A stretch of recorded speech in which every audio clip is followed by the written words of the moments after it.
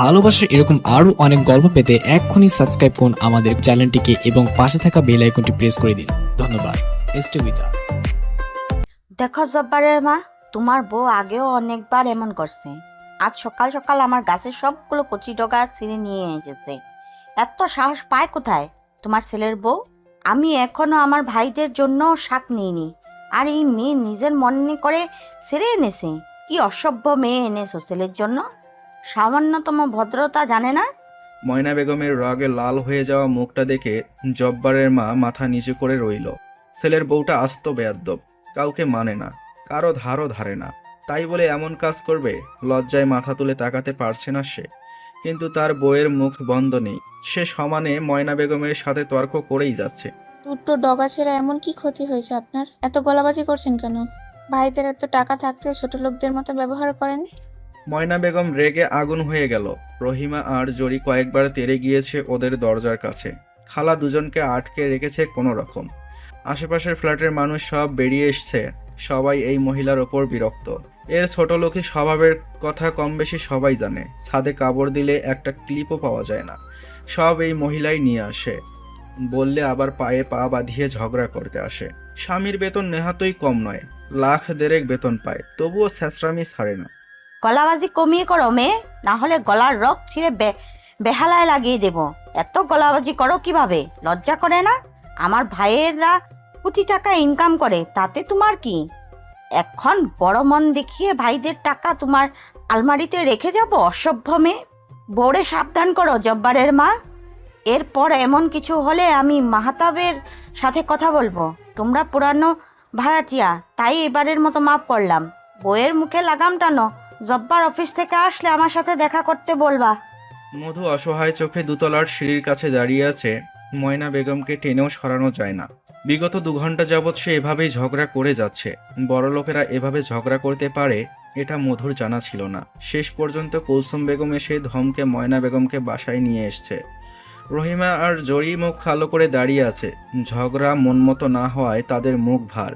এই বেয়াদবের চুল ধরে 2টা ঝাঁকুনি দিতে পারলে একটু শান্তি লাগতো। তোমার বাড়াবাড়ি দিন দিন বেড়ে যাচ্ছে ময়না।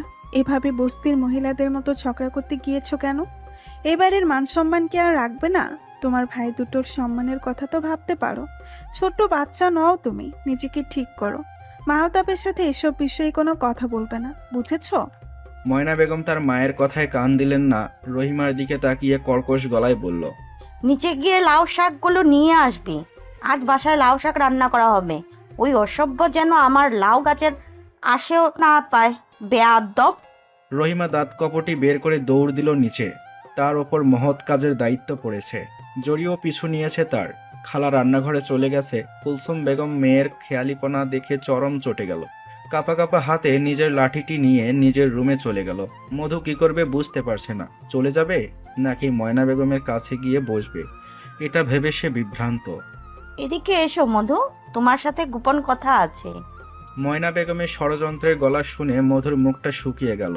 এদের ভাই বোনদের একদম বিশ্বাস নেই। কথা বলে সুস্থ মানুষকে হার্ট অ্যাটাক দিয়ে দেওয়ার মতো অদম্য প্রতিভা আছে এদের। ধীর পায়ে ময়না বেগমের পাশে গিয়ে বসতেই সে ফিস ফিস করে বলল, তোমাদের মধ্যে সব ঠিকঠাক চলছে তো? কবে সুখবর পাবো? মাহতাবের অ্যাক্টিভিটি কেমন? মধু মুখ পাংশুটে করে বসে রইল, মনে মনে আওড়ালো, অ্যাক্টিভিটি মানে? এসব কি ধরনের কথা? মারার হলে গুলি করে মেরে ফেলুক, এভাবে কথার বোম ফেলার কি দরকার?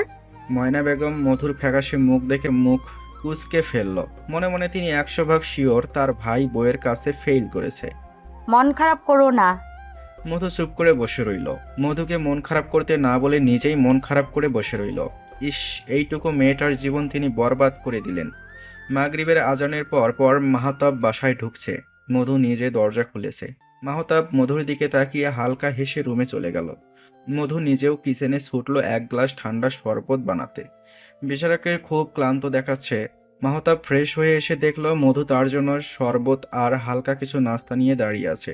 মাহতাব হাতের ইশারায় বারান্দায় নিয়ে আসতে বলে ভেজা টাওয়াল নিয়ে বারান্দায় চলে গেল। মধুও মাহতাবের পেছন বারান্দায় গেল। হাতের ট্রেটা ছোট্ট টেবিলে রেখে নরম গলায় বলল, শরবতটা খেয়ে নিন, ভালো লাগবে। আমার পাশে এসে বসো, আরো বেশি ভালো লাগবে। মধু আবার ভরকালো। সারাদিন বোন লাগামহীন কথা বলে, এখন এই জনাবেশেও শুরু করেছে। মাহতাব 3 চুমুকে শরবত শেষ করে মধুর হাত ধরে তার পাশে বসিয়ে দিল। আমার কাছাকাছি থাকবে, ঠিক আছে? থাকবো।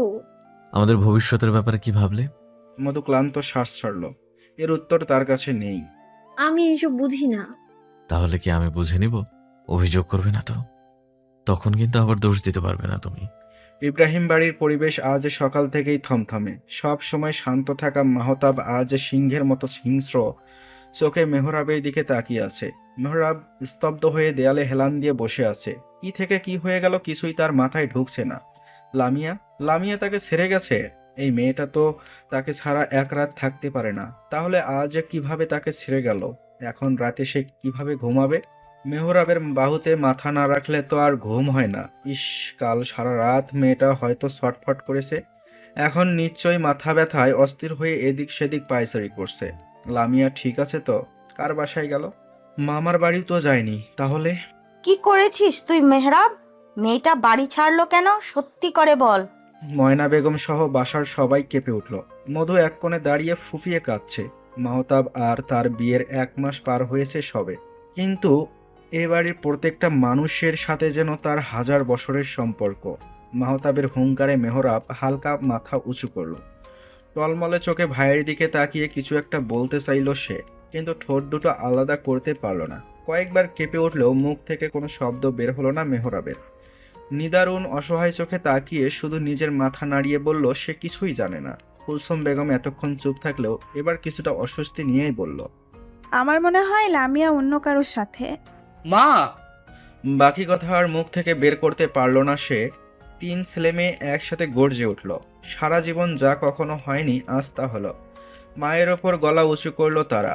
মাহতাব বিস্ময়ে বাকরুদ্ধ হয়ে গেছে। তার মা এমন কথাও বলতে পারে? কুলসুম বেগম ছেলে মেয়েদের চোখের দিকে তাকানোর সাহস করলেন না। কিন্তু গত কয়েকটা দিন লামিয়া সব কিছুতেই কেমন উদাসীন ছিল। ঘন ঘন ফোন আসতো। ফোনে কথা বললেই লামিয়ার মুখটা বিষণ্ণতায় ঢেকে যেত। কুলসুম বেগম অনেকবার বিষয়টি খেয়াল করেছেন। কয়েকবার লামিয়ার সাথে কথা বলতে গিয়েও নিজেকে থামিয়ে দিয়েছে। তিনি ভেবেছেন স্বামী স্ত্রীর মান অভিমান চলছে হয়তো, তাই আর আগ বাড়িয়ে কিছু বলেননি। কিন্তু এখন আফসোস হচ্ছে। জিজ্ঞেস করলে অন্তত নিজের মনকে সান্ত্বনা দেয়া যেত। তুমি এমন কথা কিভাবে বললে মা? লামিয়াকে তো আর আজ নতুন দেখছো না। তাহলে মাঝে মাঝে তো আঙ্গুল নিজের ছেলের দিকেও একটু তুলতে পারো। সে তো আর জমজমের পবিত্র পানি নয়। ছেলের কাছেও জিজ্ঞেস করো, তার কারোর সাথে পরক্রিয়া চলছে না তো? ময়না বেগমের এমন কথায় সবাই অবাক চোখে মেহরাবের দিকে তাকালো। মেহরাব নিজেও অবিশ্বাস্য চোখে তাকিয়ে আছে তার আপার দিকে। পরকিয়া? সে কি এতটাই জঘন্য? বউ রেখে বাইরে পরকিয়া করবে? এসব কি বলছো আপা? আমাকে নিয়ে এমন কথা কিভাবে বলতে পারলে? তুমি তোমার ভাইকে চেনো না? আমি কেন এমন করব? ভাইয়া, তুমি তুমি কেন চুপ করে আছো? আরে আমি ভালোবাসি আমার বউকে। অন্য মেয়ের কথা কোনোদিন চিন্তাও করিনি। আল্লাহর দোহাই লাগে, আমাকে এতটা নিজ ভেবো না। মেহরাব নিজের শান্ত খোলস্রে বেরিয়ে এসেছে। চিন্তায় অস্থিরতায় ক্রমশ হাইপার হয়ে উঠেছে। নিঃশ্বাস ঘন হয়ে আটকে আটকে আসছে তার পরিবার, যেখানে সে জন্ম থেকে বড় হয়েছে, যাদের সাথে তার জীবনের 34 বছর কেটেছে, তারাই তাকে অবিশ্বাস করছে। এত বড় একটা অভিযোগ তার বিরুদ্ধে নির্দ্বিধায় করে ফেলল। মেহরাব হাত পা ছড়িয়ে আবার ফ্লোরে বসে পড়ল। মাহতাব উঠে গিয়ে মেহরাবকে শান্ত করার চেষ্টা করছে। মেহরাব এতটাই উত্তেজিত হয়ে গেছে যে কোনো সময় প্যানিক অ্যাটাক হয়ে যেতে পারে। নিজেকে সামলা মেহরাব, তোরা কেউই আমাদের কাছে ফেলনা নয়। ভুল তুই করেছিস, লামিয়াকে অনবরত ইগনোর করেছিস। সবকিছু আমার চোখে ধরা পড়ে মেহরাব। বাড়ির অভিভাবক আমি, চোখ কান বন্ধ করে তো আর রাখতে পারি না। আমি কি করেছি ভাই? আল্লাহর দোহাই লাগে, আমাকে বলো আমি কি করেছি? সবাই কেন আমার দিকে আঙুল তুলছে? লামিয়া কেন আমাকে ছেড়ে চলে গেছে ভাই? আমাকে বলো প্লিজ, আমি আর এসব নিতে পারছি না। মেহরাবের বেদনায় নীল হয়ে যাওয়া মুখের পানে তাকিয়ে মাহতাব আর কিছু বলতে পারল না। সে তার ভাইকে চেনে, তার ভাই এমন কিছু করতে পারে না। এরকম ভয়ঙ্কর পরিস্থিতিতেই বাসার কলিং বেল বেজে উঠল। রহিমা দৌড়ে গিয়ে দরজা খুলে দিল। সবাই ভেবেছে হয়তো লামিয়া এসেছে। সবাইকে ভুল প্রমাণ করে দিয়ে বাসায় প্রবেশ করলো এক অচেনা মেয়ে। দেখেই বোঝা যাচ্ছে মেয়েটা প্রেগনেন্ট। মেহরাব উৎসুক দৃষ্টিতে তাকিয়েছিল দরজার দিকে। কাঙ্ক্ষিত মুখ না দেখে চোখ নামিয়ে ফেলল সে। লামিয়া ছাড়া এখন আর কোনো কিছুতেই তার আগ্রহ নেই। রাত 2টো থেকে সকাল 8টা পর্যন্ত পরিচিত সব জায়গায় পাগলের মতো খুঁজেছে লামিয়াকে। মাহতাবও তার সাথেই ছিল। সব তো ঠিকই ছিল, তাহলে হঠাৎ কি এমন হলো যে লামিয়ার চলে যেতে হলো? অপরিচিত মুখটা দেখেই সবার মুখ আগের থেকে বেশি থমথমে হয়ে গেল। মাহতাব ছাড়া বাকি সবাই মুখ কুঁচকে তাকিয়ে আছে। মাহতাব মেহরাবকে ছেড়ে সোজা হয়ে দাঁড়ালো। মধু একপাশে চুপ করে দাঁড়িয়ে আছে। মেয়েটাকে তার একদম ভালো লাগেনি। কাল বিকেলেও এই মেয়ে বাসায় এসেছিল। বাকিরা যে যার রুমে ঘুমাচ্ছিল। একমাত্র সে আর জরি কিচেনে বিকেলের নাস্তা বানানোর কাজে ব্যস্ত ছিল। এই মেয়ে তো কাল লামিয়ার সাথে দেখা করেছে। তারপর থেকেই লামিয়া সারাটার সময় কেমন মনমরা হয়েছিল। ভেতরে এসো এলিজা, তোমার জন্য অপেক্ষা করছিলাম। এলিজা ধীর পায়ে এসে ড্রয়িং রুমে এসে দাঁড়ালো। মাহতাব ইশারায় বসতে বলল তাকে। ময়না বেগমের পাশের সোফায় গিয়ে চুপচাপ বসে পড়ল সে। মধু, এলিজার জন্য পানি নিয়ে আসো। জি আনছি। মধু কিচেনে চলে যেতেই মাহতাব সিঙ্গেল সোফায় বসে শান্ত চোখে তাকালো এলিজার দিকে। চোখ ঘুরিয়ে একবার মেহরাবের নির্জীব মুখের দিকে তাকিয়ে গম্ভীর গলায় বলল, কাল এ বাসায় কেন এসেছিলে? এলিজার বুক অস্বাভাবিকভাবে কাঁপছে। এসির নিচেও কপালে বিন্দু বিন্দু ঘাম জমেছে। মাহতাব শান্ত হয়ে থাকলেও তার ভয়ে এলিজার কলিজা শুকিয়ে গেছে। মাহতাবকে সে মৃত্যুর মতো ভয় পায়। মেহরাবের মুখের অবস্থা দেখে সে বুঝে গেছে বাসায় কি হয়েছে। কাঁপা কাঁপা হাতে কপালের ঘাম মুছে জিভ দিয়ে শুকনো ঠোঁট ভিজিয়ে নিল। মধু ততক্ষণে তার সামনে পানি এনে রেখেছে। পানি খেয়ে দ্রুত জবাব দাও এলিজা। বিষয় যখন আমার পরিবার নিয়ে, তখন এক চুলও ছাড় পাবে না। মাহতাবের শক্ত গলা শুনে তাড়াতাড়ি পানির গ্লাস নিয়ে ঠক ঠক করে খেয়ে ফেলল এলিজা। মেহরাব উঠে এসে অবাক গলায় বলল, তুই কাল আমাদের বাসায় এসেছিলি? কই, আমাকে তো কিছু বলিসনি। বলবে কেন? নিজের কুকীর্তির কথা কেউ ঢাকঢোল পিটিয়ে বলে? কি বলছো ভাইয়া? আমি কিছু বুঝতে পারছি না, প্লিজ একটু খুলে বলবে? এসব ভালো লাগছে না মাহতাব। ঠিক করে বল, কি করেছে এই মেয়ে? সবার আগুন দৃষ্টি মুহূর্তেই এলিজাকে জ্বালিয়ে দেবে। ময়না বেগম তো পারলে এখনই দুঘা লাগিয়ে দেয়। মাহতাব মধুকে ইশারা করলো ময়না বেগমের কাছে যেতে। কখন মেরে দেয় বলা যায় না। মধু ময়না বেগমের পাশে গিয়ে বসলো। তার এক হাত নিজের হাতে নিয়ে তাকে আশ্বস্ত করলো। কুলসুম বেগম মুখ কুঁচকে রেখেছে। সব কিছু বাড়াবাড়ি মনে হচ্ছে তার। এলিজার নীরবতা দেখে মাহতাব ঠান্ডা গলায় হুমকি দিয়ে বলল, দেখো মেয়ে, বেশি কথা আর ন্যাকামি আমার একদমই পছন্দ নয়। মুখ খুলে সত্যিটা বলো, নাহলে আমি এক্ষুনি থানায় কল করব। লামিয়াকে কিডন্যাপ করার অপরাধে জেলে পচে মরতে হবে। আর আমি এটা নিশ্চিত করব তুমি যাতে কোনোভাবেই ছাড়া না পাও। মেহতাব শুধু অবাক চোখে তাকিয়ে আছে। কি হচ্ছে কিছুই তার মাথায় ঢুকছে না। আমি লামিয়াকে বলেছিলাম আমার পেটে মেহেরের বাচ্চা। সে লামিয়াকে চায় না, তাই আমার সাথে সম্পর্ক গড়ে তুলেছে। মেহরাব ধপ করে বসে পড়ল। ময়না বেগম ফুঁসে উঠছে। মধুর হাত এক ঝটকায় ছড়িয়ে কষিয়ে চড় লাগিয়েছে এলিজার গালে। মাহতাব ময়না বেগমকে ছাড়িয়ে নিয়েছে সাথে সাথে। এই মেয়েকে সে ছাড়বে না। তার পরিবার ভাঙার চেষ্টা করে কত বড় ভুল করেছে তা হাড়ে হাড়ে টের পাওয়াবে তাকে। আহা বা, তোমার লেগে যাবে তো। এভাবে কেউ হাইপার হয়? এসে চুপ করে বসো। মধু হা করে তাকিয়ে আছে ভাই বোনের দিকে। 2 টনের থাপ্পড় লাগিয়েছে এলিজাকে, অথচ ভাই বলতেছে তার বোনের নাকি লেগে যাবে। কি আশ্চর্য! কাল থেকে 1 কেজি চালের ভাত খাবে প্রতিদিন। এমন দুর্বল বউ আমার পছন্দ না, বুঝছো? শক্তিশালী থাকবা। মাহতাবের কথা শুনে মধু মুখ কালো করে ফেলল। আপার এত শক্তি যে কই থেকে আসে কে জানে। এখন এখানে তার কি দোষ?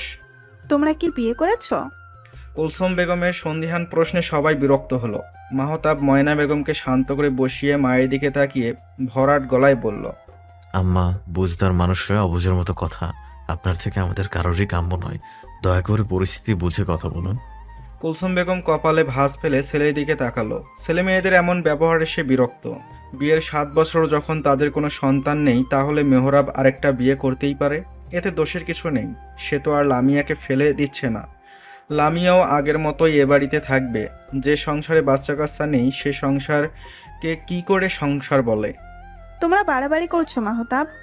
মেহরাব যদি এই মেয়েকে বিয়ে করে থাকে, আমি তো এখানে দোষের কিছু দেখছি না।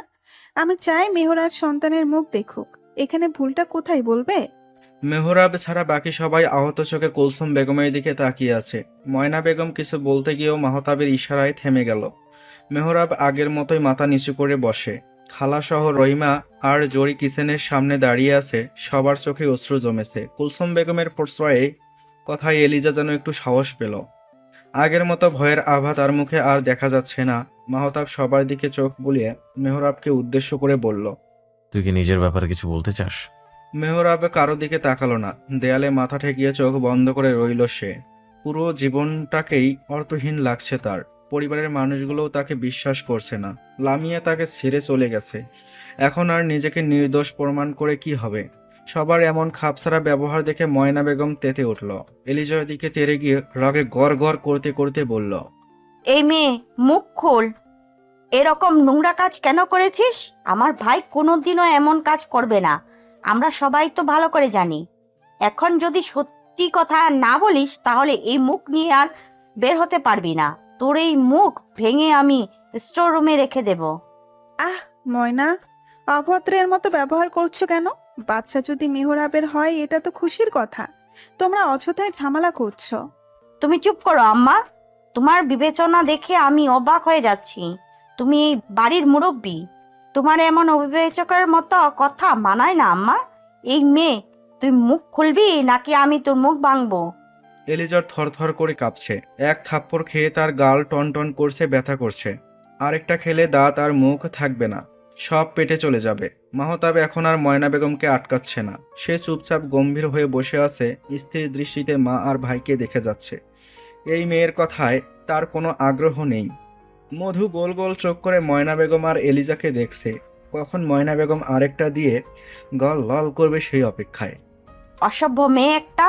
রহিমা, আমার জন্য হাতুড়ি নিয়ে আয়। এই মেয়ে এভাবে মুখ খুলবে না। এলিজা কেঁপে উঠল। সোফায় একপাশে সেটে গিয়ে ভয়ার্ত গলায় বলল। বলেছি মাসখানেক আগে মেহেরের সাথে আমার দেখা হয় নিউ মার্কেট এরিয়ায়। তখনই কথায় কথায় জানতে পারি মেহেরের কোনো সন্তান নেই। মেহেরের এ নিয়ে কোনো মন খারাপ ছিল না, কিন্তু সে মিয়াকে নিয়ে সে চিন্তিত ছিল। লামিয়া নাকি ইদানিং মেহেরকে সন্দেহ করছে, অদ্ভুত ব্যবহার করছে। আমার তখন সদ্য ডিভোর্স হয়েছে। আমিও এই বাচ্চা আমার কাছে রাখতে চাইছিলাম না। অ্যাবর্শন করতে গিয়েও কিছু কমপ্লিকেশনের কারণে করতে পারিনি। তাই আমি মেহেরকে অফার করেছিলাম আমার বাচ্চা দত্তক নেওয়ার জন্য। খুব খুশি মনে রাজি হয়ে তারপর থেকে মেহের আমার যত্ন নিতে শুরু করে। আমার কখন কি লাগবে তা বলার আগেই মেহের আমার সামনে হাজির করত। ওর কেয়ার দেখে আমার মনে লোভ জন্মায়, কারণ আমার স্বামী কখনো আমার এভাবে খেয়াল রাখেনি। ভিনদেশি হওয়ার দরুন ওদের মধ্যে এই কেয়ারিং ভাবটা কাজ করে না। তাই আমি ভাবলাম মেহেরাব যেহেতু আমার সন্তানের দায়িত্ব নিচ্ছে, নিজের পরিচয় দিচ্ছে, সেখানে আমাকে পরিচয় দিলে দোষ কোথায়? লামিয়ার জায়গায় আমিও তো থাকতে পারি।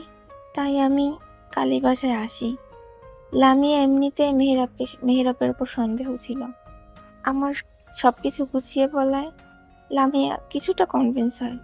পুরোপুরি বিশ্বাস করানোর জন্য লামিয়ার সামনে মেহেরাবকে আমি কল করি। মেহেরাব রিসিভ করতে আমি বলি, তোর মেয়ে আমাকে খুব বিরক্ত করছে। একবারে তোর মতো হবে দেখবি, যেমন বাবা তেমন মেয়ে। দেখতে হবে না মেয়েটা কার। আমাদের কথাবার্তা শুনে লামিয়া বিশ্বাস করে নেয় এটা মেহেরাবের সন্তান। আমি লামিয়াকে অনুরোধ করি এই বাড়ি ছেড়ে চলে যেতে। তার জন্য মেহেরাব আমাকে এই বাড়িতে আনতে পারছে না। লামিয়া চুপ করে আমার কথা শুনছিল। আমিও খুশি মনে বাড়িতে ফিরে গিয়েছিলাম কাল। লামিয়া যেহেতু চলে গিয়েছে, তখন তার জায়গায় থাকতে আমি সমস্যা কোথায়? আমার সন্তান তার সত্যিকারী মায়ের ভালোবাসা পাবে। পরবর্তীতে আমরা আবার বাচ্চা নেব। আপনিই বলুন আন্টি, আমাকে মেনে নিতে তো আর আপত্তি থাকার কোনো কথাই নেই, তাই না? এলিজার গালে আরেকটা চড় পড়েছে, আর এবার মেরেছে স্বয়ং কুলসুম বেগম। অতটা জোরালো না হলেও ভালোই লেগেছে এলিজার। সে এখনো গালে হাত দিয়ে হতভম্ব হয়ে তাকিয়ে আছে। কুলসুম বেগম নিজের জায়গায় বসে শ্বাস টানতে টানতে বলল। পুলিশকে কল করো মাহতাব, এই মেয়েকে এক্ষুনি পুলিশে দিবে, ক্রিমিনাল একটা। মাহতাব আগেই পুলিশকে খবর দিয়েছে, তাই মাকে আশ্বস্ত করে শান্ত হতে বলল। পুলিশ সব জায়গায় লামিয়ার খোঁজ করেছে, মেয়েটা কোথায় আছে কে জানে। রহিমা, আমাকে পানি দে। আচ্ছা ভাইজান। রহিমার যেতে যেতে আফসোসের গলায় বলল, আম্মা মরার কি দরকার আছিল? আপা মরলেই তো ভালো হইতো, নাগিন বেটি। মেহরাব, মেহরাব আগের মতোই চোখ বন্ধ করে বসে আছে। ভাইয়ের ডাকে চোখ তুলে তাকালো। সবার দিকে একবার চোখ বুলিয়ে মলিন হাসলো। এতগুলো বছরও আমি তোমাদের বিশ্বাস অর্জন করতে পারিনি ভাই। আমরা তোকে বিশ্বাস করি, তাই এই মেয়েকে তোর মুখোমুখি করেছি, যাতে সবকিছু তোর সামনে আসে। কাল রাতে যখন লামিয়াকে পাওয়া যাচ্ছিল না, তখন মধু আমাকে বিকেলের ঘটনাটা বলে। আমি ছাদের সিসিটিভি ফুটেজ চেক করে দেখি এই মেয়েকে সন্দেহ হয়, তাই আজ সকাল হতেই ওকে ডেকে পাঠিয়েছি। তুই ব্যাপারটা লামিয়ার সাথে শেয়ার করতে পারতি, তাহলে আজ এই পরিস্থিতিতে পড়তে হতো না। স্বামী স্ত্রীর মাঝে কখনো তৃতীয় কাউকে আনতে নেই। স্বামী স্ত্রীর সম্পর্ক হওয়া চাই কাছের মতো স্বচ্ছ। গোপনীয়তা আসলেই সেখানে সন্দেহের সৃষ্টি হয়। অন্ততপক্ষে আমার সাথে আলোচনা তো করতে পারতি। আমি চেয়েছিলাম ভাই, সবকিছু সামলে আমি তোমাদের সবার সাথে আলোচনাও করতাম। লামিয়াকে সারপ্রাইজ দিতে চেয়েছিলাম আমি। এমন কিছু হবে আমি স্বপ্নেও ভাবিনি। এই মেয়েকে আমার সামনে থেকে সরাও ভাই। আমি কি করে ফেলবো আমি নিজেও জানি না। রহিমা কুলসুম বেগমকে পানি দিয়ে মাহতাবকে বলল। পুলিশ আইছে ভাইজান। ভেতরে নিয়ে আয় ওনাদের। রহিমা দরজার দিকে ছুটল। এলিজা বারবার সবার কাছে ক্ষমা চাইছে, কেউ তাকে পাত্তা দিচ্ছে না। ময়না বেগম কিছুক্ষণ পরপর কটমট করে তাকাচ্ছে। মাহতাব তার এক হাত ধরে রেখেছে, তাই সে কিছুই করতে পারছে না। পুলিশ ভিতরে আসতেই মাহতাব তাদের সাথে হাত মিলিয়ে বসতে বলল। লামিয়ার কোনো খবর পেয়েছেন অফিসার? জি স্যার, সে বনানীতে তার এক ফ্রেন্ডের বাসায় আছে। ফোন কিছুক্ষণের জন্য অন করেছিল, আমরা লোকেশন ট্র্যাক করে সেখানে গিয়েছিলাম। ম্যাম বলেছে সে নিজের ইচ্ছায় সেখানে গিয়েছে, আর সে বাড়িতে আসবে না। ঠিক আছে, বাকিটা আমি সামলে নিব। আপনি আপাতত এই মেয়েকে নিয়ে যান, আমি পরে থানায় গিয়ে সব ফর্মালিটিস পূরণ করে আসবো। ঠিক আছে স্যার। পুলিশ এলিজাকে নিয়ে যেতেই মেহরাব উঠে কুলসুম বেগমের মুখোমুখি দাঁড়ালো। ময়নার মায়ের গালে হাত রেখে করুণ গলায় বলল, আমার সন্তান চাই না আম্মা। সন্তান ছাড়া আমি বেঁচে থাকবো, কিন্তু লামিয়াকে ছাড়া আমি মরে যাবো আম্মা। লামিয়ার চাইকে অন্য কাউকে দেয়া আমার এই জীবন থাকতে সম্ভব না। ওকে আর এসব নিয়ে কিচ্ছু বলো না আম্মা। ও মানসিকভাবে অসুস্থ হয়ে পড়েছে। আমি অনুরোধ করছি আম্মা, ভাই, আমি লামিয়াকে আনতে যাচ্ছি। আমি ওকে নিয়ে ফ্ল্যাটে ফিরে যাব। তুমি কি যাবে আমার সাথে? যাব। দুই ভাই বেরিয়ে গেল। ময়না বেগম আসলে মুখ বুজে কাঁদছেন। লামিয়াকে মেহরাব আর এখানে আনবে না। মধুর মনও খুব খারাপ হয়ে গেছে। লামিয়াকে ছাড়া বাসা ফাঁকা ফাঁকা লাগে। বাসায় সবার মন খারাপ হয়ে গেল। লামিয়ার সামনে মাথা নিচু করে বসে আছে মেহরাব। লামিয়ার বান্ধবী মনি কিচেনে মেহরাবদের জন্য চা নাস্তার ব্যবস্থা করছে। মেহরাবের শুকনো মুখ বলে দিচ্ছে সকাল থেকে তার পেটে কিছুই পড়েনি। মেহরাব আসার পর থেকেই চুপ করে আছে। লামিয়ার প্রতি অভিমান তার মুখ থেকে কথা বের করতে দিচ্ছে না। মাহতাব এসেই লামিয়াকে কড়া ধমক দিয়েছে। এরকম বোকামি কেউ করে?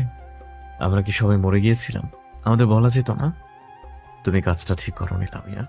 অন্তত মেহরাবের সাথে বসে সব ডাউট ক্লিয়ার করতে পারতে। সম্পর্কে বিশ্বাস আর ভরসা থাকতে হয়। ভালোবাসাহীন সম্পর্ক তুমি বয়ে বেড়াতে পারবে, কারণ একসাথে থাকতে গেলে ভালোবাসা না হলেও একটা মানুষের প্রতি মায়া জন্মে যায়। আর ভালোবাসার যে মায়া প্রখর, কিন্তু বিশ্বাস আর ভরসা না থাকলে ভালোবাসার সম্পর্ক ভাঙতে সময় লাগে না। আশা করি এমন বোকামি আর কখনো করবে না। লামিয়া নীরবে অশ্রু ঝরাচ্ছে। তার ভুলটা কোথায়? সে তো মেহরাবের ভালোর জন্যই তাকে ছেড়ে এসেছে। মাহতাব সংক্ষেপে সবকিছু খুলে বলল লামিয়াকে। লামিয়া অপরাধ বোধে মেহরাবের দিকে তাকাতে পারছে না। মেহরাব আসার পর থেকে একবারও তার দিকে তাকায়নি। এতেই লামিয়ার কষ্টে বুক ফেটে যাচ্ছে। সে কি অনেক বেশি কষ্ট দিয়ে ফেলেছে মেহরাবকে? মনি টেবিলে নাস্তা দিয়ে লামিয়াকে ডেকে বলল, ভাইদের নিয়ে টেবিলে আয়, আগে খাওয়া দাওয়া, তারপর বাকি কথা বলা যাবে। সকাল থেকে যে পেটে কিছু পড়েনি সেই খেয়াল আছে? বড় ভাইয়া আসুন, দুলা ভাই আপনিও আসুন। আমরা কিছুই খাবো না মনি। এত কষ্ট করার জন্য ধন্যবাদ। বাসায় সবাই চিন্তায় আছে, আমাদের তাড়াতাড়ি ফিরতে হবে। আমার বোনটাকে দেখে রাখার জন্য ধন্যবাদ তোমাকে। তুমি বরং আমাকে এক কাপ চা দাও, তাহলেই হবে। মাহতাবের কথায় মনি দীর্ঘশ্বাস ছাড়ল। মাহতাব যে এখানে খাবে না তা সে ভালো করেই জানত, তবুও সে নিজের মতো আয়োজন করেছে। টেনশনে বাড়ির কারোর পেটে যে দানা পড়েনি তা সে জানে। তাদের অভুক্ত রেখে মাহতাব মরে গেলেও খাবে না। মনি দুজনকে চা দিল। মেহরাব দুই চুমুক দিয়ে আর খেলো না। মাহতাব নিজের চা শেষ করে লামিয়াকে বলল, এবার যাওয়া যাক লামিয়া, তোমরা এসো, আমি নিচে যাচ্ছি। আমিও আসছি ভাই। মাহতাব ছোট ভাইয়ের দিকে তাকিয়ে আর কিছু বলল না। মেহরাবও মাহতাবের সাথে বেরিয়ে গেল। যাওয়ার আগে মনিকে ধন্যবাদ দিতে ভুলল না। লামিয়া নিজের প্রতি এই অবহেলা মেনে নিতে পারছে না, শব্দ করে কেঁদে যাচ্ছে। মনি বিরক্ত হয়ে মুখ কুঁচকে বলল, এখন কান্তস কা? জামাইরে ফালাই আহনের সময় মনে আসছিল না? বেয়াদব বেডি, তুমি কি মনে করছিলা তোমারে আয়া কুলে নিয়া বইয়া থাকবো? এইবার যাও, জামাইয়ের রাগ ভাঙাও। ভাই আরেকটা বিয়ে করলে একদম ঠিক হইতো। বেশি ভালোবাসে তো, তাই হুঁশ নাই। যেমনে মন চাই অবহেলা করো। এখন বোঝো মজা? সর সামনে থেইকা। আর দরজা ওইদিকে, তাড়াতাড়ি বাহির হ, তার সিরা বেটি। লামিয়ার কান্না থেমে গেল। মনির দিকে তাকিয়ে গম্ভীর গলায় বলল, তুই বেদ্যপ, তোর 14 গোষ্ঠী তার ছেঁড়া। তোর বাসায় না থাকলে কি হইব? আমার কি বাড়িঘর নাই? গেলাম আমি, অসভ্য মাইয়া। লামিয়া হন হন করে বেরিয়ে গেল। মনি সেদিকে তাকিয়ে হালকা হেসে চাওয়া খাওয়ায় মনোযোগ দিল। সকাল থেকে তার পেটেও কিছু পড়েনি। মেহরাব ভাইয়ের দিকে কপাল কুঁচকে তাকিয়ে রাগী গলায় বলল, তুমি ওকে বকা দিলে না কেন ভাই? হ্যাঁ, জোরে ধমক দাওনি? দিয়েছি। এটাকে ধমক বলে? হ্যাঁ, আরো কিছু বলার দরকার ছিল। আসলে ভালো করে বকে দিবে, না হলে আবারও এমন করবে। পারবো না, তুই দিস। মাহতাবের সোজা জবাবে মেহরাব বলার মতো আর কিছু খুঁজে পেল না। সে কিভাবে বকবে? আজ পর্যন্ত কখনো একটা ধমকও দেয়নি। সে তো শুধু ভালোবেসেছে। এখন মনে হচ্ছে ধমক দেওয়া দরকার ছিল। মাঝে মাঝে বকাঝকা করলে প্র্যাকটিস থাকতো, তাহলে এখন তা কাজে লাগাতে পারতো। কি এক ঝামেলা!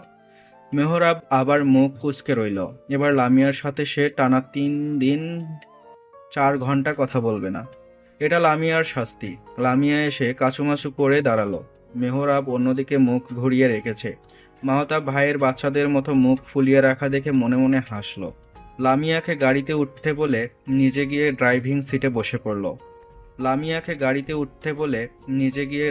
সিটে বসে পড়ল। মেহরাব হন্তদন্ত হয়ে বলল, তুমি ওখানে বসলে কেন? আমি চালাচ্ছি। ভাইয়ের গম্ভীর গলা শুনে মেহরাব আর কিছু বলল না। চুপচাপ লামিয়ার পাশে গিয়ে বসে পড়ল। তবে লামিয়ার দিকে ফিরেও তাকালো না। আমি ওই বাড়ি যাবো ভাইয়া। কিন্তু মেহরাব ফ্ল্যাটে যেতে চাইছে। লামিয়া মেহরাবের দিকে একবার আর চোখে তাকিয়ে মিনমিনে গলায় বলল, আমার ওখানে একা একা থাকতে ভালো লাগে না, বাড়িতে নিয়ে চলুন না। মাহতাব মেহরাবের দিকে একবার তাকিয়ে মুচকি হেসে বলল, ঠিক আছে। মেহরাবও আর কিছু বলল না। সবার প্রতি তার ভালোবাসা আছে, শুধু তার বেলায় অবিচার। বাসায় পৌঁছাতেই সবাই লামিয়াকে ঘিরে ধরল। ময়না বেগম কতক্ষণ বকাঝকা করে আবার নিজেই জড়িয়ে ধরে বসে আছে। মধুও একপাশ থেকে জড়িয়ে ধরে আছে লামিয়াকে। সবার এত ভালোবাসা দেখে লামিয়ার চোখ আবার ভরে উঠল। কুলসুম বেগম এসে মাথায় হাত বুলিয়ে দিয়ে গেছে, এমন যেন আর কখনো না করে তাও বুঝিয়ে বলেছে। মাহতাব ফ্রেশ হয়ে এসে দেখলো মধু টেবিল সাজিয়ে ফেলেছে। মাহতাব কুলসুম বেগমকে এক হাত ধরে টেবিলে নিয়ে যেতে যেতে সবাইকে খেতে যেতে বলল, রহিমা, মেহরাবকে ডেকে নিয়ে আয়। আচ্ছা ভাইজান। মেহরাব নিজের রুমে ঘাপটি মেরে বসে আছে, বাইরে বের হতে ইচ্ছে করছে না। মাহতাবের ডাক সে শুনেছে, তাই রহিমা আসার আগেই সে বেরিয়ে গেল। টেবিলে গিয়েও সে লামিয়ার দিকে তাকালো না। সবাই মেহরাবের রাগ আর অভিমান বুঝলেও কিছু বলল না। তবে মধুর কাছে ব্যাপারটি খুব ভালো লাগলো। ভালোবাসার মানুষদের অভিমানও খুব সুন্দর। এই যে মেহরাব আর চোখে দেখছে লামিয়াকে ঠিকঠাকভাবে খাচ্ছে কিনা, তার দিকে তাকিয়েছে কিনা, এসব দেখেও তো ভালো লাগে। খাওয়া শেষে সবাই যে যার রুমে চলে গেল। মাহতাব এখন অফিসে যাবে। আজ ঝামেলায় অনেকটা দেরি হয়ে গেল। ঘড়ির কাঁটায় এখন প্রায় 12টা বাজতে চলল। মাহতাবকে রেডি হতে দেখে মধু ধীর গলায় বলল, আপনি কি এখন অফিসে যাচ্ছেন? হুম। কাল রাতে তো ঘুমোতে পারেননি, এখন একটু ঘুমিয়ে নিয়ে বিকেলে গেলে হয় না? মাহতাবের হাত থেমে গেল। টাই বাঁধা রেখে সে মধুর দিকে তাকিয়ে শান্ত গলায় বলল, হয়। তাহলে রেস্ট নিন। আচ্ছা। তাহলে আমি যাই, আপনি ঘুমান। না। না মানে? মাহতাব মধুর সামনে এসে দাঁড়ালো। পকেটে হাত গুজে মধুর দ্বিধান্বিত মুখের দিকে তাকিয়ে শান্ত গলায় বলল, নাক ডাকা না শুনলে ঘুম আসে না। মধুর মুখটা কালো হয়ে গেল। অসহায় চোখে মাহতাবের দিকে তাকালো সে। তুমিও আমার সাথে এখন ঘুমাবে, এসো। ঘুম আসছে না আমার। তোমার চোখ লাল হয়ে আছে, তুমিও কাল থেকে ঠিক করে ঘুমাও। মধু আর কিছু বলল না। এভাবে দিনের বেলায় ঘুমিয়ে থাকলে মানুষ কি বলবে? সবাই খারাপ ভাববে হয়তো। তার সত্যিই খুব ঘুম আসছে। কেউ কিছু বলবে না, চুপচাপ শুয়ে পড়, আমি চেঞ্জ করে আসছি। মাহতাব চেঞ্জ করে এসে দেখে মধু আগের মতোই দাঁড়িয়ে আছে। ঘুমাওনি কেন? হ্যাঁ হ্যাঁ, ঘুমোচ্ছি। মধু কাচুমাচু করে গিয়ে একপাশে শুয়ে পড়ল। মাহতাব জানলার পর্দাগুলো টেনে নিজেও মধুর গা ঘেঁষে শুয়ে পড়ল। একটু ঘুমিয়ে নেওয়া দরকার। দূরে কেন, আমার কাছে এসো। মধুর মুখটা শুকিয়ে গেল। মাহতাবের কাছাকাছি শুতে তার ভয় করে, যদি হাত পা লেগে যায়। এমনিতেই তার নাক ডাকার জন্য বেচারা ঘুমাতে পারে না। আমি শক্ত করে জড়িয়ে রাখবো তোমায়, হাত পা ছুটতে পারবে না। এসো। মধু বোকা বনে গেল। তার মনের কথা বুঝলো কি করে? সে কি জোরে জোরে বলে ফেলেছে? মধুকে ভাবতে দেখে মাহতাব তাকে কাছে টেনে নিল। নিজের বুকের সাথে তার মাথাটা চেপে ধরে মন্থর গলায় বলল, এবার ঘুমো। বুড়ো বলে আমাকে বেরসিক ভাবার তো কারণ নাই। তোমার বর যথেষ্ট রোমান্টিক, দেখবে। মধু দ্রুত মাথা নাড়িয়ে না বলার চেষ্টা করলো, কিন্তু মাহতাবের বুকে সে আটকে থাকায় বলতে পারল না। মাহতাব মধুকে কিছু বলার সুযোগ না দিয়েই মধুর কপালে সময় নিয়ে চুমু খেয়ে ধীর গলায় বলল, ভালোবাসা নাম্বার 32। দেখেছো তোমার বর কত রোমান্টিক। আজ 2 দিন হলো লামিয়া মেহরাবের রাগ ভাঙানোর চেষ্টা করছে, কিন্তু ফলাফল শূন্য। মেহরাব তার দিকে ফিরেও তাকাচ্ছে না। লামিয়ার কষ্ট হলো শেষ হয়ে নিচ্ছে। দোষ তার হয়েছে। মেহরাবের সাথে সরাসরি কথা বললে আজ এই সমস্যা হতো না। আজও সকালে মেহরাব হসপিটালে যাওয়ার সময় তাকে বলে যায়নি। গত 2 দিনে মেহরাব তার সাথে একটা কথাও বলেনি। রাতে বারান্দায় শুয়েছে। লামিয়া হাজার অনুরোধ করেও তাকে রুমে আনতে পারেনি। তাই আজ ঠিক করেছে আজ থেকে সে নিজেই বারান্দায় থাকবে। লোকটা সারাদিন পরিশ্রম করে এসে বারান্দায় শোয়, তা তার একদম ভালো লাগে না। তাই আগে ভাগেই বারান্দা দখল করে রেখেছে সে। অবহেলা যা করার বিছানায় শুয়ে বসে পড়ুক, সে না হয় বারান্দায় মশার কামড় খেয়ে প্রায় চিত্ত করবে। মেহরাব বাসায় আসতে আসতে 9টা বেজে গেছে। ড্রয়িং রুমে সবাই আড্ডা দিলেও লামিয়াকে না দেখে তার কপাল কুঁচকে গেল। আবার কোথায় গিয়ে ঘাপটি মেরে বসে রয়েছে কে জানে। এই মেয়ে বাড়ি ছাড়া মানে তার চরিত্রের রফা দফা। ভাবি, লামিয়া কোথায়? মেহরাব বলতে দেরি হলেও ময়না বেগমের খপ করে ধরতে দেরি হয়নি। সে চায়ের কাপ নাড়তে নাড়তে হতাশ হওয়ার ভান করে বলল, আমরাও আছি ভাই। আমাদের খবরাখবরও একটু জানতে চা। বউ তো তোর একার নেই, সব বিবাহিত ছেলেদেরই বউ থাকে। তারা এভাবে বউয়ের খোঁজ করে না। আমি করি আপা, একটা মাত্র বউ আমার। খোঁজ খবর না রাখলে আমাদের কাছে থাকবে কেন? আর তোমাদের আদরের বউ বাড়ির ছেলে তো তোমরা সবাই সেই গাড়ি মটকাতে আসবে আমার, তাই না? তাই একটু খোঁজ খবর রাখতে হয়। মেহরাব আর কিছু বলতে না দিয়ে হনহন করে নিজের রুমে চলে গেল। কুলসুম বেগম বিরক্ত হয়ে বললেও ময়না বেগম পাত্তা দিলেন না। সে নিজের মতো করে চা খাওয়ায় মন দিল। আর সারাদিন তার গুণধর ছেলে কল করেনি। কোন বিদেশি নিয়ে ঘুরছে কে জানে। বংশের মতো হয়েছে নিশ্চিত। অসভ্য ছেলে ফেলে যত্ত সব।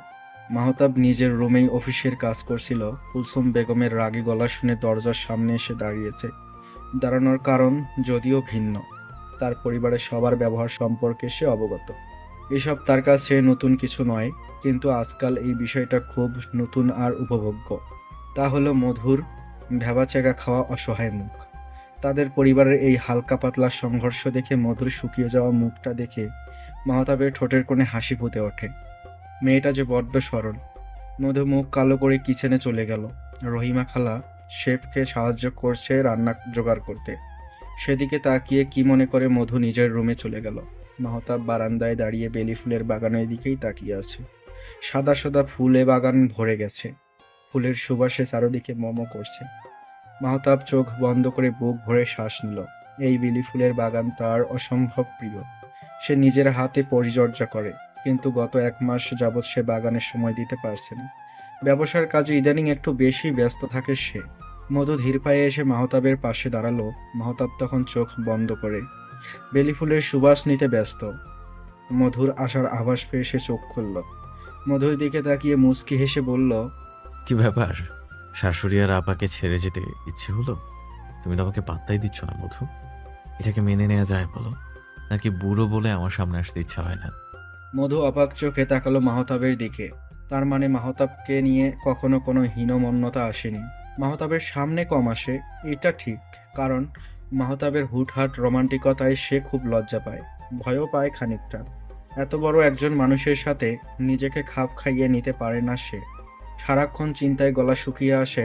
কখন কোন ভুল করে ফেলবে সেই চিন্তায় সে রাতে ঠিকমতো ঘুমাতেও পারে না।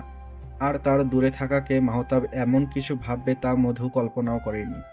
মাহতাব মধুর মুখের দিকে তাকিয়ে হালকা হাসলো। মধুর আদুরে গাল দুটো টেনে দিয়ে আশ্বস্ত গলায় বলল, মজা করছিলাম আমি।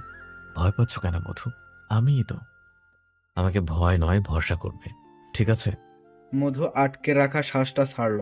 লোকটার হুটহাট মজায় তার জান বেরিয়ে যাওয়ার জোগাড় হয়ে যায়। এভাবে কেউ মজা করে? মুখ কালো করে দাঁড়িয়ে রইল। মাহতাব মধুকে এক হাতে টেনে তার কাছাকাছি দাঁড় করালো। হালকা অগোছালো চুলগুলো ঠিক করে দিতে দিতে শান্ত গলায় বলল, কিছু বলতে এসেছিলে? হুম, আচ্ছা বলো। এখন থেকে সবার জন্য আমি রান্না করতে চাই। আমরা মাত্র এই কয়জন মানুষ, এর জন্য একজন শেফ রাখার কি দরকার? আমার এভাবে হাত পা গুটিয়ে বসে থাকতে ইচ্ছে করে না, সময় কাটতেই চায় না। প্লিজ না করবেন না। মধুর আবদারে মলিন হাসল মাহতাব। এক হাতে স্ত্রীকে জড়িয়ে ধরে নরম গলায় বলল, ঠিক আছে, তবে শেফও থাকুক। ও আমার পরিচিত কাছের একজন। বাবা মারা যাওয়ার পর আমি বেশিরভাগ সময় ক্যাম্পাসে নাস্তা করতাম। আমাদের ভার্সিটির ক্যাম্পাসে রান্না করতো মঈন। বয়সে আমার থেকে বছর 5 ছোট হবে। তখনই মঈনের সাথে একটা ভালো সম্পর্ক গড়ে ওঠে। পড়াশোনা শেষ করে আমি যখন বিজনেস শুরু করি, তখন আর মঈনের খোঁজ খবর রাখা হয়নি। কিছু বছর আগে নিউ মার্কেটের ফুটপাতে হকারি করতে যেয়ে দেখে খুব অবাক হয়েছিলাম। জিজ্ঞেস করতে বলল চাকরিটা চলে গেছে, তাই উপায় না পেয়ে হকারি করছে। সংসারে খুব টানাটানি অবস্থা, বউ বাচ্চা নিয়ে কোনো রকম জীবন কাটাচ্ছে। আমার অফিসে চাকরি দিতে চেয়েছিলাম, ও রাজি হয়নি। সারা জীবন রান্নার কাজ করেছে, ফ্যাক্টরির কাজ নাকি ওর মাথায় ঢুকবে না, তাই বাসায় নিয়ে আসি। তখন থেকে আমাদের বাসায় আছে। এখান থেকে চলে গেলে ও মাছ দরিয়ায় পড়বে মধু। মঈন কোনো সার্টিফাইড শেফ নয়, তাই ভালো কোথাও চাকরিও পাবে না। তুমি রান্না করতে চাইলে করবে, তবে মঈনও থাকুক, ঠিক আছে? মধু টলমলে চোখে মাথা নাড়ালো। মাহতাব মধুর মাথাটা বুকের সাথে চেপে ধরে গম্ভীর গলায় বলল, অল্পতেই চোখে পানি কেন আসে তোমার? ইব্রাহিম বাড়ির বউ তুমি, বড় বউ দাও। মাহতাব ইব্রাহিম ভাইয়ের বউ তুমি। পাহাড়ের মতো শক্ত না হলে সবাইকে সামলাবে কি করে? এখন থেকে শক্ত করো নিজেকে। মধু নাক টানতে টানতে বলল। আচ্ছা। মাহতাব মধুর মুখের দিকে তাকিয়ে হালকা শব্দ করে হেসে ফেলল। বউটা তার বড্ড বোকা। মেহরাব রুমে এসে চারদিকে চোখ বুলিয়ে লামিয়াকে কোথাও পেল না। কপাল কুঁচকে অ্যাপ্রনটা টেবিলের ওপর রেখে ওয়াশরুমে চেক করলো। খালি ওয়াশরুম দেখে কপালের ভাঁজ গাঢ় হলো মেহরাবের।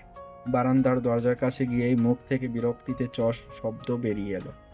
লামিয়া বারান্দার উল্টো হয়ে শুয়ে আছে, মোটা একটা বইয়ের ওপর মাথা দিয়ে বেঘরে ঘুমোচ্ছে।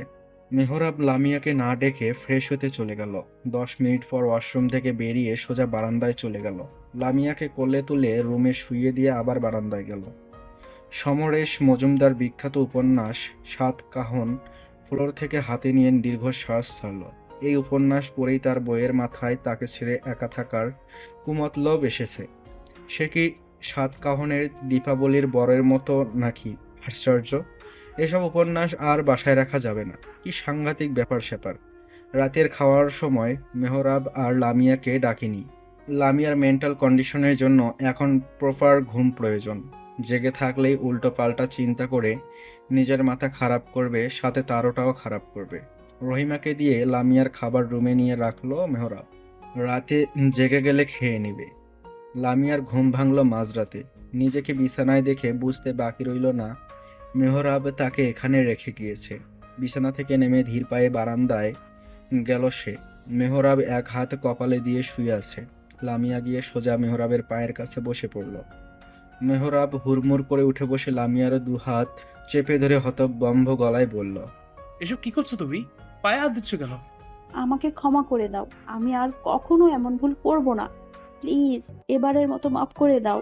তুমি এভাবে রাগ করে থাকলে আমার খুব কষ্ট হয়, দম বন্ধ হয়ে আসে। প্লিজ শেষবারের মতো ক্ষমা করে দাও। লামিয়া ফুফিয়ে কেঁদে যাচ্ছে। মেহরাব লামিয়াকে বুকে টেনে নিল। এক হাতে চোখের পানি মুছে অস্থির হয়ে বলল, আরে কাঁদছো কেন? আমি রাগ করে নিই, আর কান্না বন্ধ করো প্লিজ। আর কখনো আমার পায়ে হাত দিবে না লামিয়া, আমি পছন্দ করি না। শেষের কথাটা গম্ভীর গলায় বলল মেহরাব। লামিয়া তার হাত দুটো ধরে তড়িঘড়ি করে বলল, করব না, আর কোনো ভুল করব না। এবারের মতো মাফ করে দাও। শোনো লামিয়া, আমি তোমাকে ভালোবাসি। ভালোবাসা বোঝো? যা মনের অন্তঃস্থল থেকে আসে। যেখানে ভালোবাসা আছে সেখানে কখনো ধোঁকা প্রতারণা থাকবে না।